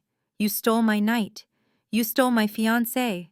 You are a jealous, vindictive monster." She paused, gasping for breath, waiting for me to apologize. She was waiting for me to deny it, to shrink back into the subservient, quiet, older sister role she had assigned me my entire life. She wanted the scapegoat to take the blame for her miserable choices. I tossed the soiled cotton pad into the small silver wastebasket. I leaned forward, resting my elbows on the marble vanity, and looked at my own reflection in the mirror. My face was clean. The mask was completely off. "I didn't steal your guests, Chloe," I said. My voice was eerily calm, a sharp, freezing contrast to her hysterical screaming. I did not raise my pitch. I spoke with the quiet, effortless authority of a woman who held every single card in the deck. "I invited my clients. They chose to come to my house instead of your empty rented room." The line went dead silent for exactly 2 seconds. The word clients and the phrase my house seemed to hit an invisible brick wall in Chloe's brain. She could not process the concept of me possessing clients, let alone a house capable of hosting the city's financial elite. Before she could even formulate a response, the sound of a violent scuffle came through the speaker. I heard Chloe let out a sharp yelp as the phone was aggressively snatched from her hands. Heavy, frantic breathing replaced Chloe's sobbing. "Maya, you listen to me right now." Helen's voice was a venomous, shaking hiss. The facade of the elegant suburban matriarch was entirely gone, replaced by the desperate panic of a woman who was watching her social standing and her financial security evaporate in the middle of the night. "I do not know what kind of sick, twisted game you are playing," Helen snarled, her voice vibrating with pure rage. "But you have gone too far. You maliciously sabotaged your sister's future because you are bitter and pathetic. I will sue you for every single penny you have. I will drag you into court for tortious interference. I will have you arrested for fraud. You are going to pay for that ballroom. You are going to pay for this hotel suite. I will take everything you own." I picked up a silk towel and gently patted my face dry. Helen was throwing around legal terms she did not understand, threatening a woman she did not know. She was threatening to sue the CEO of Apex Elite Holdings for outcompeting a rented birthday party. The delusion was staggering. I let her scream her empty, frantic threats into the quiet luxury of my penthouse, waiting for her to run out of breath. Helen's voice was a jagged, rusted blade tearing through the tiny speaker of my phone. She did not just yell. She shrieked with the kind of frantic, suffocating desperation that only comes from total self-inflicted ruin. "You ungrateful, evil girl," she screamed. The sound of her ragged breathing filled the quiet space of my penthouse bedroom. "You destroyed your sister's wedding prospects. You destroyed her future. Do you have any idea what you have done tonight? We spent $38,000 on LeBlanc. I authorized every single luxury upgrade they offered. I took out a second mortgage on this house to save Chloe's night, and you ruined it. I am suing you for every single penny." She was hyperventilating, the words tumbling out in a furious, panicked rush. "You deliberately booked a competing event just to humiliate us. You stalked our guest list. You knew exactly who Brad needed to impress, and you lured them away with whatever cheap catering tricks you use. $38,000, Maya. I leveraged the equity of our family home, the home your father worked 30 years to pay off. If he finds out what happened tonight, he will have a heart attack. You owe us that money. I will drag you into court. I will tell the judge exactly how you manipulated this entire evening to destroy your own flesh and blood." I stopped wiping the cold cream from my cheek. I looked at the soiled cotton pad in my hand, then at the glowing screen of my phone resting on the marble vanity. The sheer, blinding audacity of her threats was almost comical. Helen had secretly mortgaged the family home to buy ice sculptures and caviar for an empty room, and her immediate instinct was to blame me for her catastrophic financial incompetence. I picked up the phone, taking it off speaker, and held it to my ear. The cool glass of the screen felt grounding against my skin.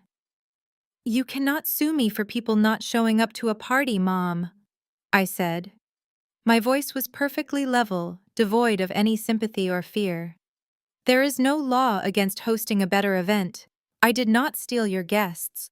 I simply offered them a room they actually wanted to be in. The market decided." "How dare you speak to me like this?" Helen gasped, sounding genuinely shocked that I was not cowering. "After everything we have given you." "Given me," I repeated. The phrase tasted like ash in my mouth. I let out a sharp, bitter laugh that echoed in the pristine silence of my bedroom. "Let us talk about what you have given me, Mom. Let us talk about the college fund you and Dad set up for me. The one you secretly drained to buy Chloe a brand new BMW for her high school graduation because she threw a tantrum about driving a used car. You gave me crippling student loans while she got heated leather seats." Helen tried to interrupt, stammering something about how Chloe needed reliable transportation for her internships, but I cut her off instantly. My voice dropped an octave, vibrating with years of suppressed righteous anger. "You told the entire extended family I was a failure because I wanted to build a business from the ground up, instead of working in a safe, invisible cubicle. You spent a decade introducing me at holiday dinners as the caterer, deliberately making sure everyone knew I was the ultimate disappointment of the bloodline. And just last week, when I stood in your kitchen and warned you that Brad was a walking financial disaster, what did you do?" "I was protecting my family," Helen shrieked defensively, her voice cracking. "You kicked me out of the house." I fired back, my grip tightening on the phone. "You threw your own daughter out into the street to protect a white man who was actively lying to you. You chose a criminal over your own flesh and blood because he wore a Rolex and promised you proximity to wealth. You worshipped his bank account and treated me like a disease. And now the second things get hard, that same golden boy drops your precious Chloe like a bad habit just to save his own skin." I paused, letting the heavy silence stretch across the line. I could hear Chloe weeping loudly in the background, her pathetic, jagged sobs echoing through whatever hotel suite they were currently occupying. "He left her, Mom. He dumped your golden child the absolute second she was no longer useful to his image. You bet the entire house on a man who never cared about either of you. You did this to yourselves." The undeniable truth of my words hit Helen like a physical blow, but instead of reflection, she doubled down on her delusion. The panic in her voice reached a fever pitch. She was cornered, backed up against the wall of her own disastrous financial decisions. The reality of the second mortgage was clearly suffocating her. She needed a lifeline, and she was determined to bully the world into giving her one. "Shut up!" Helen snarled, her voice shaking violently. "Just shut up. You know nothing about high society. You know nothing about how these things work. This is a temporary setback. Brad is just stressed. He will come back once he sorts out his portfolio. But I am not going to let you get away with this financial sabotage. I want my $38,000 back." I leaned back in my velvet chair, crossing my legs. "I am not giving you a dime. I do not need it from you." Helen spat, her tone dripping with venomous Karen-esque entitlement. "I am calling the management at LeBlanc first thing tomorrow morning. I am going to demand a full refund." The event was a complete failure. The staff stood around doing nothing. The food went uneaten. It was a disaster, and I am not paying premium prices for a failed night. I will threaten them with terrible press. I will threaten them with a massive lawsuit. They will void the contract and return my money immediately. I stared at my reflection in the vanity mirror. My skin was glowing, my posture was flawless, and my victory was absolute. The sheer poetry of the moment was almost overwhelming. A slow, dark chuckle bubbled up from the back of my throat, echoing quietly in the room. "I wouldn't bother making that call, Mom." "What is that supposed to mean?" Helen snapped. Her voice was sharp, desperate, the underlying hysteria cracking through her aggressive facade. "Are you threatening a business now? You really have lost your mind. I am calling their corporate office at 9 a.m. sharp. I am getting my $38,000 back, and I am making sure they know you are a vindictive trespasser." I gently placed the heavy glass lid back on the cold cream jar. The soft click resonated perfectly in the quiet room. "You cannot get a refund from LeBlanc," I said, keeping my tone conversational, almost light, "because you signed a non-refundable premier luxury event contract. And more importantly, you cannot complain to their corporate management because their management reports directly to a board of directors, and that board of directors reports entirely to me." There was a sharp, ragged intake of breath on the other end of the line. "Apex Elite Holdings is the parent company of the LeBlanc Hospitality Group," I explained slowly. I articulated every single syllable, ensuring the reality penetrated her thick wall of panic. We acquired them 18 months ago to diversify our luxury real estate and events portfolio. So when you marched into their offices, demanded the platinum package, and tried to leverage their prestige to make Chloe look like royalty, you were signing a contract with my corporation. I heard a soft, breathless sound from Helen. It was the sound of a woman whose reality was beginning to fracture the sound of ice cracking over a deep lake. You wanted to destroy me, I continued, my voice dropping into a deadly rhythmic cadence. You spent your entire life tearing me down, just to build Chloe up. So let us talk about the $38,000 you just bragged about. Let us talk about exactly where it came from. Because I know you do not have that kind of liquid cash sitting in a checking account. You took out a second mortgage on the family home. You leveraged the house Dad spent 30 years breaking his back to pay off. You put a lien on your own shelter just to buy imported orchids and custom ice sculptures for a room that nobody walked into. Helen tried to speak. She stammered, but her throat seemed to close up. You drained my college fund to buy Chloe a brand new BMW for her high school graduation, I said, the ancient buried anger finally surfacing. It was not hot or explosive. It was cold, refined, and lethal. You told me to take out student loans while she got heated leather seats and a sunroof. You spent a decade telling the extended family I was a failure because I refused to work an entry-level job at a firm you approved of. And just last week, when I stood in your kitchen and told you the absolute truth when I warned you that Brad was a walking financial disaster who was going to drag you all down with him, what did you do? I heard Chloe sobbing hysterically in the background, a pathetic soundtrack to Helen's impending doom. You kicked me out of the house, I stated, driving the final nail into the coffin. You threw your own daughter out into the street to protect a white man who was actively lying to your face. You chose a criminal over me because he wore a Rolex and promised you proximity to high society. You worshipped his bank account. And now Brad has dumped your golden child the absolute second his fraudulent fund collapsed. He left her weeping in a destroyed hotel room. Maya, please, Helen whispered. It was a pathetic, broken sound stripped of all arrogance. And that $38,000 you bled out of your home equity, I said, unrelenting. The $18,000 deposit.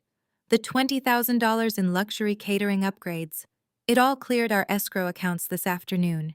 It went directly into my corporate holdings. You literally funded my company's quarterly bonuses. So thank you for the birthday gift, Mom. It is exactly what I wanted. The silence that followed was absolute. It was a heavy, suffocating dead air. I could hear the faint, ragged sound of Helen inhaling and exhaling. The catastrophic reality of what she had done was finally crashing down on her shoulders. The math was resolving in her mind. She had bankrupted herself. She had mortgaged her future. She had alienated her only successful child to throw a lavish party for a fraud who had just abandoned her favorite daughter. And the ultimate devastating twist, she had handed every single penny of her remaining wealth directly to the daughter she had spent 30 years despising. The silence stretched for 5 seconds. 10 seconds. I simply waited, listening to her world end. Then it came. It was not a scream. It was a guttural, agonizing wail. It sounded like an animal caught in a steel snare, a horrifying primal sound of total, irreversible devastation. It was the sound of a woman's entire existence collapsing into dust. A loud clatter followed as the phone was dropped, hitting what sounded like a hardwood floor. The line disconnected automatically, replaced by a flat, endless, digital tone. I pulled the phone away from my ear. I looked at the glowing screen. Call ended. I opened my contact list. I selected Chloe's name, scrolled to the bottom of the profile, and pressed block caller.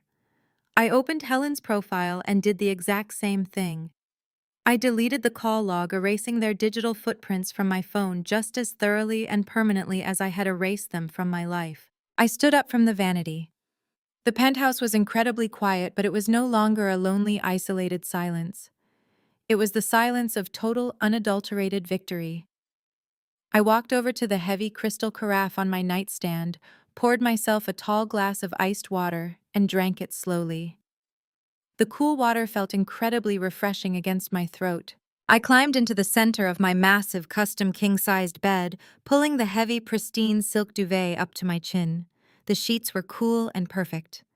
I closed my eyes, took one deep, calming breath, and went to sleep peacefully. Monday morning arrived with the crisp, unforgiving clarity of a judge's gavel. I sat behind my massive black obsidian desk on the 50th floor of the Apex Elite Holdings Tower. The floor-to-ceiling glass windows offered a commanding view of the city skyline, a city I now held firmly in the palm of my hand. My office was a sanctuary of power-sharp lines, polished steel, and quiet efficiency.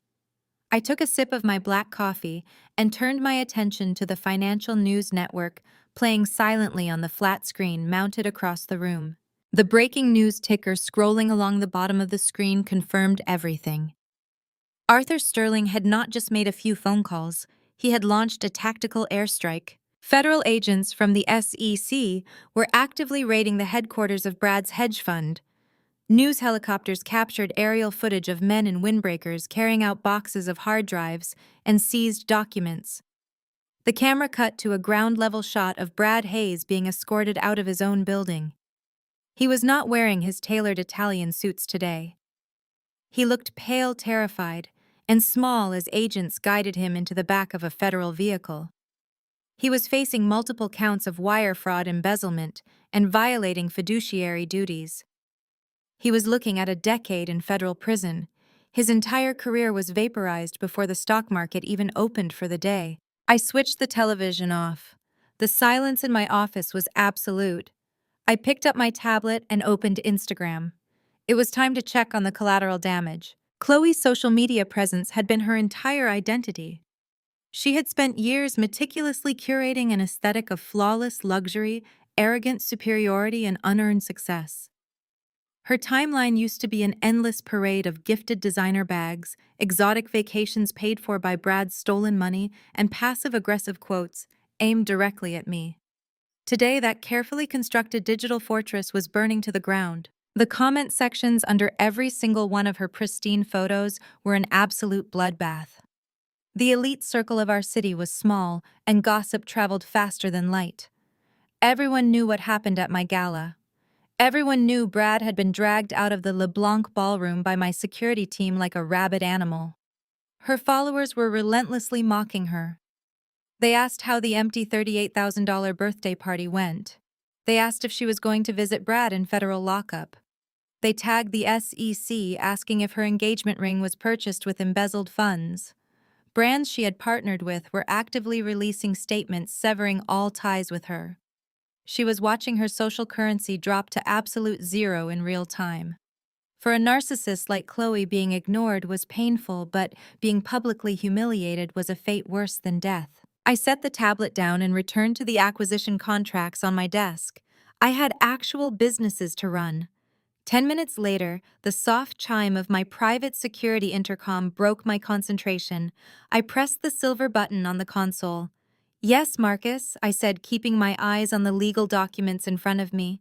"Ma'am, there is a situation at the ground floor reception," the head of my security detail reported. His voice was entirely professional, but I could hear a trace of disbelief underneath it. "I have a Helen and a Chloe here. They do not have appointments, but they are refusing to leave. They are begging to come up and speak with you." I leaned back in my ergonomic leather chair. "Bring up the lobby camera feed on my secondary monitor," I instructed. The screen on my left instantly flickered to life, displaying crisp, high-definition security footage of the massive marble lobby of the Apex building. I stared at the screen, drinking in the absolute destruction of their arrogant facade. The posturing was entirely gone. The suffocating air of superiority they used to wear like a second skin, that fake aura of untouchable prestige, had vanished. They looked completely broken. Helen was leaning heavily against the polished granite of the reception desk. Her usually flawless hair was unkempt and flat. She was wearing a trench coat hastily thrown over what looked like yesterday's clothes. She was physically shaking, clutching a thick stack of manila folders to her chest. I zoomed the camera in slightly. The red stamped lettering on the top document was clearly visible. They were foreclosure notices from the bank. The second mortgage she had recklessly taken out to fund Chloe's empty caviar dreams had immediately defaulted, likely triggered by a cascade of bounced checks and frozen accounts connected to Brad's imploding fund. Beside her, Chloe looked like a ghost. She was shivering, hiding behind oversized sunglasses, frantically looking around the lobby, as if expecting the federal agents to show up and arrest her too. She kept wiping her nose with a tissue, her designer handbag looking utterly ridiculous against her disheveled state. They were sobbing. Helen was actively pleading with the impassive security guards, tears streaming down her face, waving the foreclosure documents like a shield. She was begging for mercy from the daughter she had spent 3 decades trying to destroy. I watched them squirm for a full 60 seconds. I watched the reality of their self-inflicted ruin sink into their bones. They had spent my entire life telling me I was nothing. They had drained my college funds, mocked my ambitions, and kicked me out of the house to protect a fraud. Now they were standing in the lobby of the skyscraper I owned, begging the security guards for an audience with the Queen. The power dynamic had not just shifted, it had been completely inverted and set in stone. I reached forward and pressed my finger against the intercom button. "Send them up," I said, my voice cold, smooth, and final. "Let us finish this." The heavy frosted glass doors to my executive suite slid open with a soft, expensive hiss. Helen and Chloe stepped off the private elevator and onto the plush charcoal carpet of my office. They hesitated at the threshold like trespassers who had just stumbled into a lion's den. My office was designed to project absolute authority. Floor-to-ceiling windows framed the city skyline, the very city I now essentially owned, while the interior was a masterpiece of cold, sharp lines, polished black obsidian and brushed steel. Helen looked around, her eyes wide behind her smeared makeup. She clutched her expensive yet utterly useless designer handbag like a life preserver. Chloe cowered slightly behind her mother, still wearing the oversized sunglasses to hide her swollen red-rimmed eyes. They looked pathetic.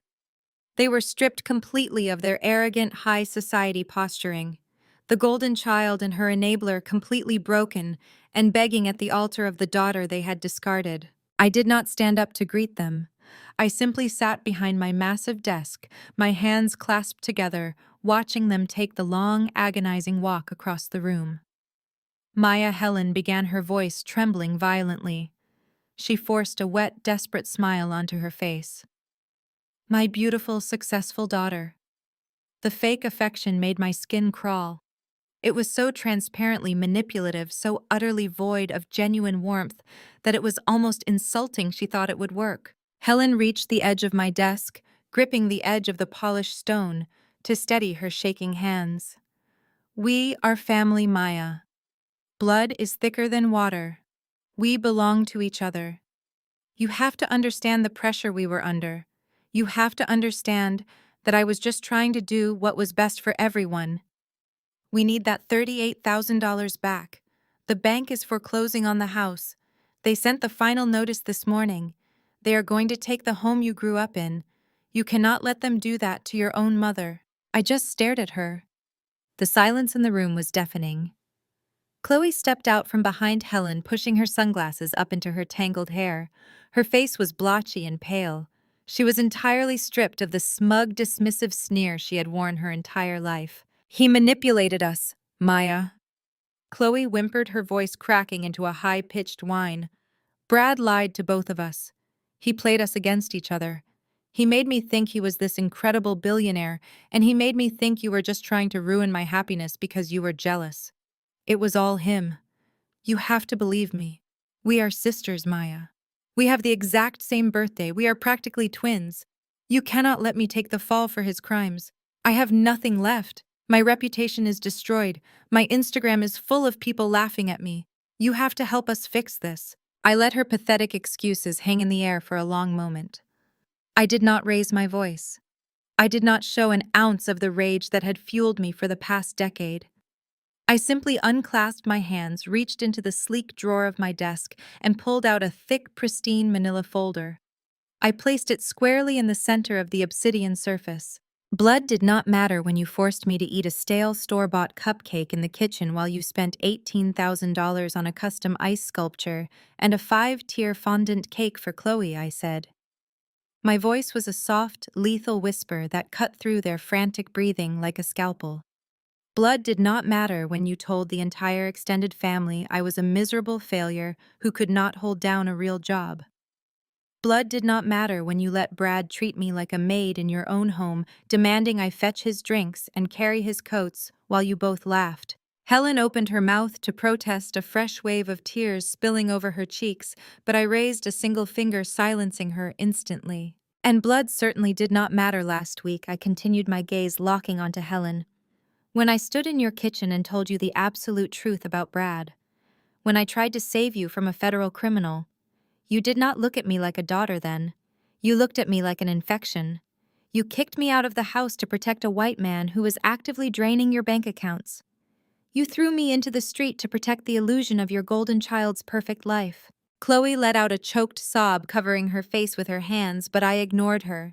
My attention was entirely on Helen, watching the last shreds of her denial shatter. You are not standing here because you want your daughter back, I stated, my tone devoid of all emotion. You do not miss me. You do not feel remorse. You are standing here because you are broke. You want your money back. You want me to open my checkbook and save you from the catastrophic consequences of your own arrogance. You want a bailout from the very person you spent 30 years trying to destroy. Maya, please. Helen gasped, her knees buckling slightly as she leaned her entire weight against my desk. Please. I am begging you. I will do anything. Just return the venue deposit. Give me the $38,000. It is pocket change to you. It is nothing to you, but it is my entire life. Please. I watched her cry. I watched the woman who had made my childhood a living nightmare beg for her survival. I felt absolutely nothing. I placed my hand on the manila folder resting on the desk. I slowly, deliberately slid the document across the smooth black stone. It glided silently, stopping right at the edge of the desk, directly in front of Helen's trembling hands. Helen's tear-filled eyes widened. A sudden, desperate spark of hope ignited across her face. She practically lunged for the folder, her shaking fingers fumbling with the cover. She clearly thought it was a corporate check. She thought she had won. She thought her tears had broken me, that she had successfully manipulated the family dynamic one last time to save her precious house. She flipped the folder open. Her eyes darted across the top page. The spark of hope vanished, instantly replaced by a look of absolute, unadulterated horror. The blood drained from her face so fast she looked like a corpse. She let out a ragged, suffocating gasp, stepping backward, as if the paper inside had physically burned her. It isn't a check. Helen's trembling hands grasped the edges of the crisp paper. The document bore the elegant embossed silver logo of the LeBlanc Hospitality Group at the top center. It was an itemized invoice printed on heavy cardstock that felt like a death warrant in her hands. She blinked rapidly, her eyes darting across the bold black numbers printed at the bottom of the page. The color drained entirely from her face, leaving her skin a sickening shade of ash. Her mouth opened and closed silently before she finally managed to force a sound past her constricted throat. "What is this?" Helen asked. Her voice was barely a whisper, frail and utterly terrified. She looked up at me, her eyes wide with a frantic, animalistic panic. "This is not a refund. There is a balance due. Maya, what is this?" I leaned forward, resting my forearms on the cool obsidian surface of my desk. I looked directly into her terrified eyes, savoring the absolute destruction of her delusions. "That is a bill for damages," I said, keeping my voice perfectly level and devoid of any warmth. When Brad realized his carefully constructed house of cards was collapsing last night, he did not take it well. He arrived at your precious empty ballroom and saw that not a single one of his wealthy marks had shown up to be scammed. He realized I had successfully diverted every single guest to my gala. And then he threw a massive, unhinged tantrum. Helen stared at me, her lips trembling, unable to comprehend the words. Chloe stopped crying for a fraction of a second, her jaw dropping open in shock. He completely lost his temper in the main lobby of LeBlanc. I continued enunciating every word for maximum impact. He picked up a crystal vase from the grand foyer display and hurled it against the marble wall before storming out and trying to crash my event. That vase was an authentic French antique specifically imported for the hotel's reopening. The replacement cost, along with the hazardous cleanup fees for shattered crystal in a high-traffic luxury lobby, comes out to exactly $4,000. I gestured gracefully toward the document trembling in Helen's hands. And since you were the sole signatory on the platinum event contract, Mom, I explained, you assumed full legal liability for any and all damages caused by you, your family, or your guests. Brad was your guest. Therefore, you owe my corporation another $4,000. The invoice is payable upon receipt. The silence that followed was heavy enough to crush bone. The mathematical reality of the situation hit them both simultaneously. They did not just lose their house. They did not just lose their life savings. They were now actively in debt to the daughter they had thrown away, all because of the man they had chosen over her. "That is not fair!" Chloe shrieked. Her voice shattered the quiet of the office, a shrill, piercing sound of pure entitlement. "You cannot do this to us." Brad broke it. "Make Brad pay for it. He is the one who lied to me. He is the one who ruined my life. It is not our fault. You are just doing this to punish me because you have always been jealous of me." I did not even look at Chloe. I kept my gaze locked on Helen, watching the arrogant matriarch finally completely break. Helen let out a choked, devastated sob. The folder slipped from her fingers, scattering the invoice and the foreclosure notices across my pristine carpet. Her knees gave out. She collapsed onto the floor, a crumpled, pathetic heap of ruined vanity and shattered pride. She fell to her knees right in front of my desk, pressing her hands against her face as she wept with genuine, unfiltered agony. "Please," Helen begged between jagged, hyperventilating gasps. "Please, Maya. I have nothing left. The bank is taking everything. My credit is destroyed. I cannot pay this. I cannot survive this. We are your family. You are rich. You have this whole building. You can just wave a hand and make this go away. Please have mercy on your mother." I looked down at the woman who had made my existence a daily punishment. I looked at the woman who had mocked my dreams, alienated me from my own family, and gleefully pushed me out the door the second she thought she had found a richer, better replacement. She was brought down entirely by her own greed, her own vanity, and her own profound cruelty. "Blood did not matter when you watched Chloe mock my catering uniform," I said softly. "Family did not matter when you drained my college fund. Mercy was never an option when you thought you held all the cards. You made your choices, Helen. You placed your bets. The house always wins, and you just lost everything." Helen reached a trembling hand up toward the edge of my desk, her fingers grasping blindly for a lifeline that simply did not exist. Chloe was pacing behind her, pulling at her own hair, muttering hysterically about how her life was over and how her friends were laughing at her. The stench of their desperation filled my beautiful office, and I was entirely done breathing it in. I reached over to the sleek communication console on my desk and pressed the silver button. "Marcus," I said calmly. "Yes, ma'am," the head of security replied instantly through the speaker.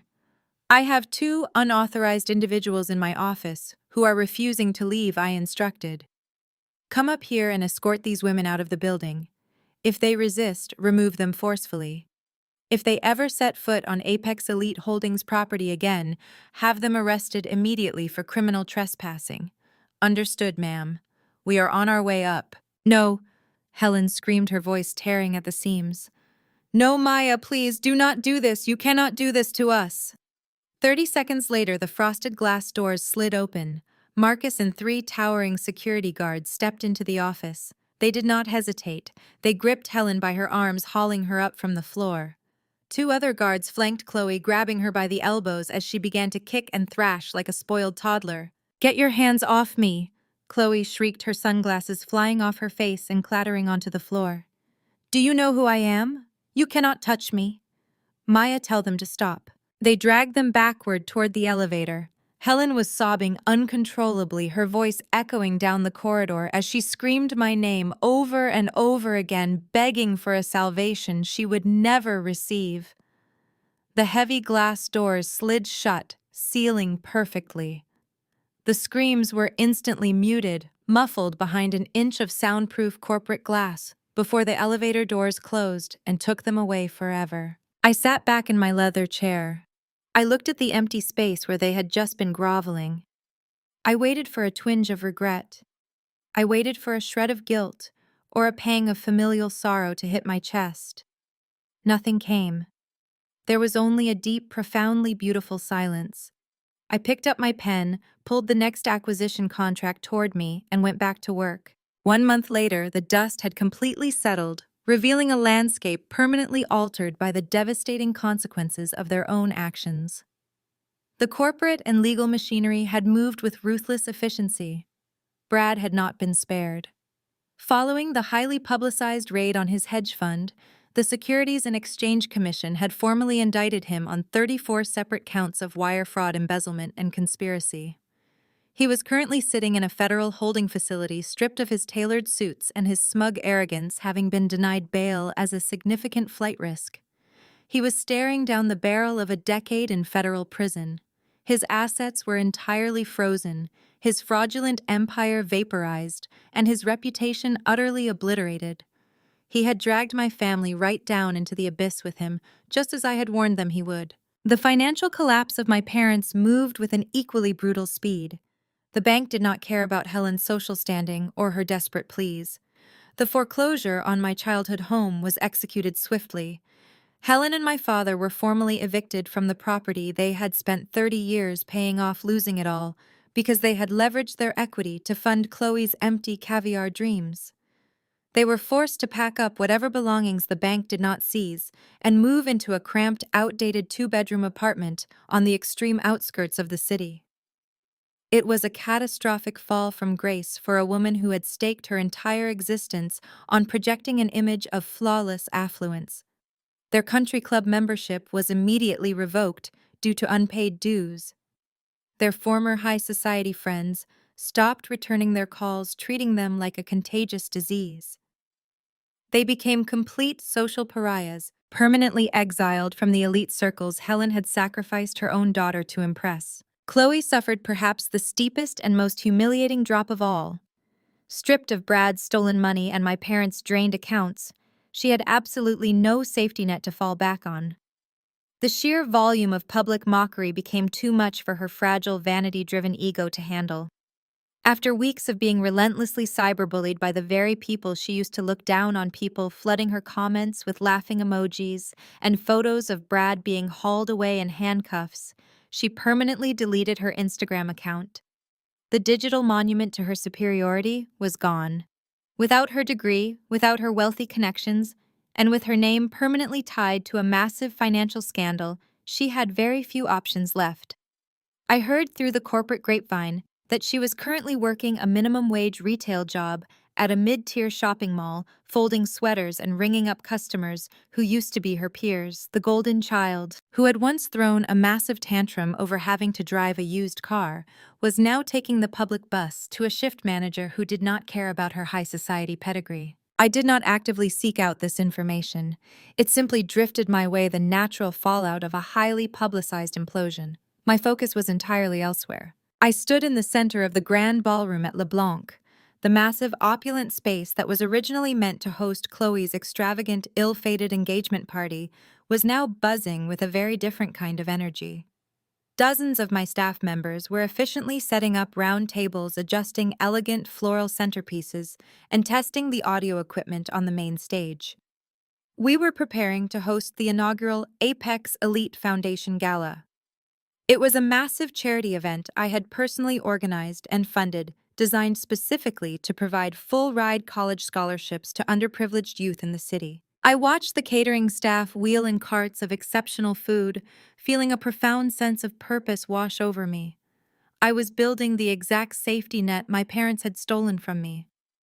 No young woman would ever have to choose between her education and her family's toxic financial demands if I could help it. I wanted to give them the absolute freedom to walk away from conditional love just as I had done. I wanted to give them the tools to build their own empires. I walked slowly across the polished marble floor, my heels clicking softly against the stone, echoing in the vast room. I looked around the magnificent space, feeling a deep, unshakable inner peace. I no longer carried the suffocating weight of being the family disappointment. The heavy, dark cloak of inadequacy that Helen had draped over my shoulders for 30 years was finally gone, incinerated by my own success. I understood now with absolute clarity that their hatred and constant criticism had never been about my lack of worth. It had always been a reflection of their own profound insecurities. They were terrified of a world they could not control, obsessed with a toxic hierarchy of status, wealth, and appearance. They tore me down because my independence threatened the fragile, superficial illusion they had built their entire lives upon. I was free because I had finally stopped playing their rigged game. I returned to my penthouse late that evening, exhausted, but deeply fulfilled by the success of the charity gala. I poured myself a glass of sparkling water and began sorting through the stack of mail my security team had brought up from the private lobby. Sandwiched between glossy corporate reports and charity invitations was a single crumpled white envelope. My maiden name and my current address were hastily scrawled across the front in a familiar, shaky, frantic handwriting. There was no return address, but I did not need one to know exactly who had sent it. It was a final, desperate, handwritten plea from my mother. I stood by the kitchen island, staring down at the envelope. I waited for a familiar pang of anxiety. I waited to feel angry or sad or even slightly curious about what excuses or apologies she had scribbled inside. I felt absolutely nothing. I did not even open it. I simply turned, walked over to the heavy-duty paper shredder tucked discreetly beneath my sleek home office desk and dropped the sealed letter directly into the feed slot. The machine hummed to life, instantly pulling the paper down and grinding her final words into tiny, illegible strips of garbage. I watched the clear plastic bin fill with the shredded remnants of Helen's desperation. There was a time when ignoring a letter from my mother would have sent me into a violent spiral of guilt and anxiety.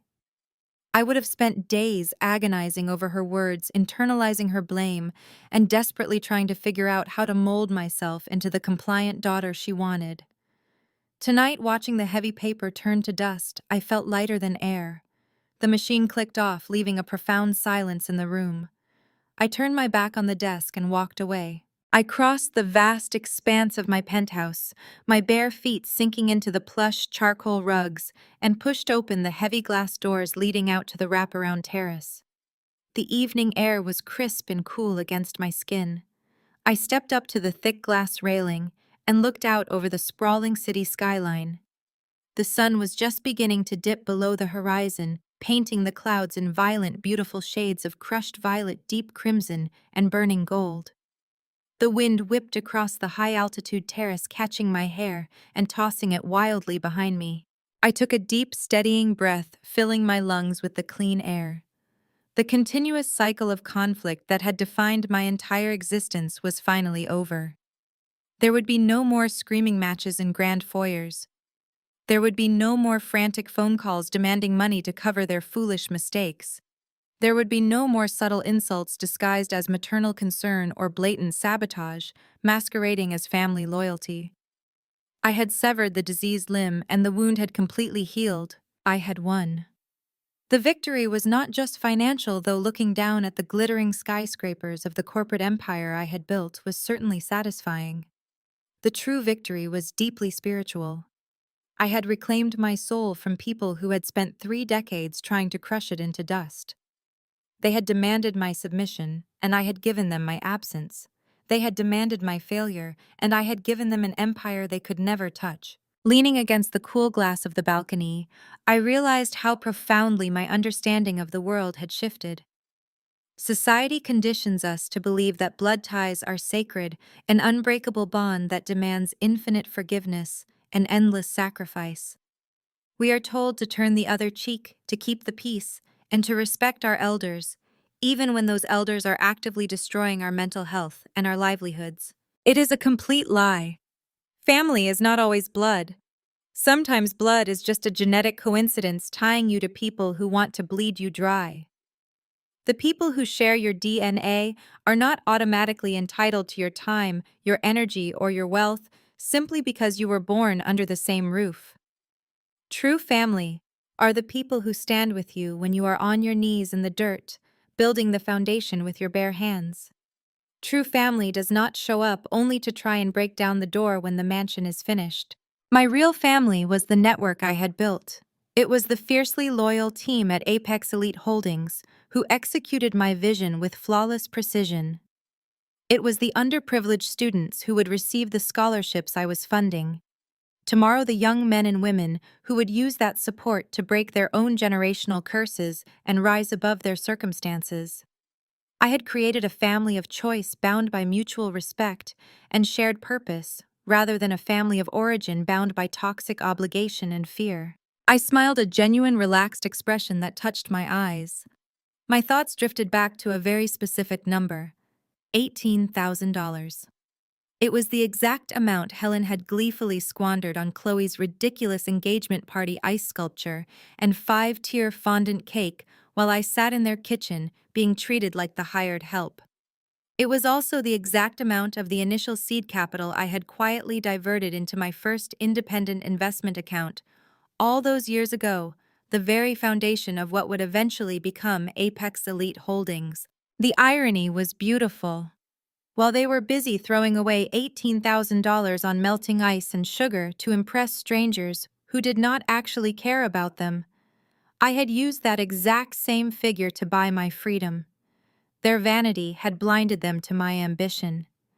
They were so focused on the illusion of wealth that they failed to notice me building the reality of it right under their noses. The karma was absolute, precise, and surgical. Every dollar they had wasted on keeping up appearances was a dollar they now desperately lacked, while every dollar I had silently invested had multiplied into an empire that now controlled their fate. They had dug their own graves with golden shovels, and I simply refused to jump in after them. I was no longer the scapegoat. I was no longer the punching bag. I was the architect of my own destiny, standing high above the wreckage of their arrogance. I turned away from the skyline and looked directly into the camera, feeling a sudden powerful connection to anyone watching this who had ever stood exactly where I used to stand. Have you ever had to cut the dead weight of toxic family members to finally soar? Did you have to watch them destroy themselves with their own greed? Tell me your story in the comments below. Do not forget to like this video, subscribe to the channel, and remember this: your crown is not measured by their approval. It is measured entirely by your peace. See you next time. The profound lesson here is that blood does not automatically define family, nor does it guarantee loyalty. When toxic relatives disguise their abuse as love, walking away is not an act of betrayal. It is an act of survival. Maya's journey teaches us that your value is never dictated by those who fail to appreciate it. True vindication does not come from destroying your abusers, but from building an unassailable empire of your own and finding absolute peace in your independence. You alone hold the pen to your story. Please share your story of walking away in the comments below.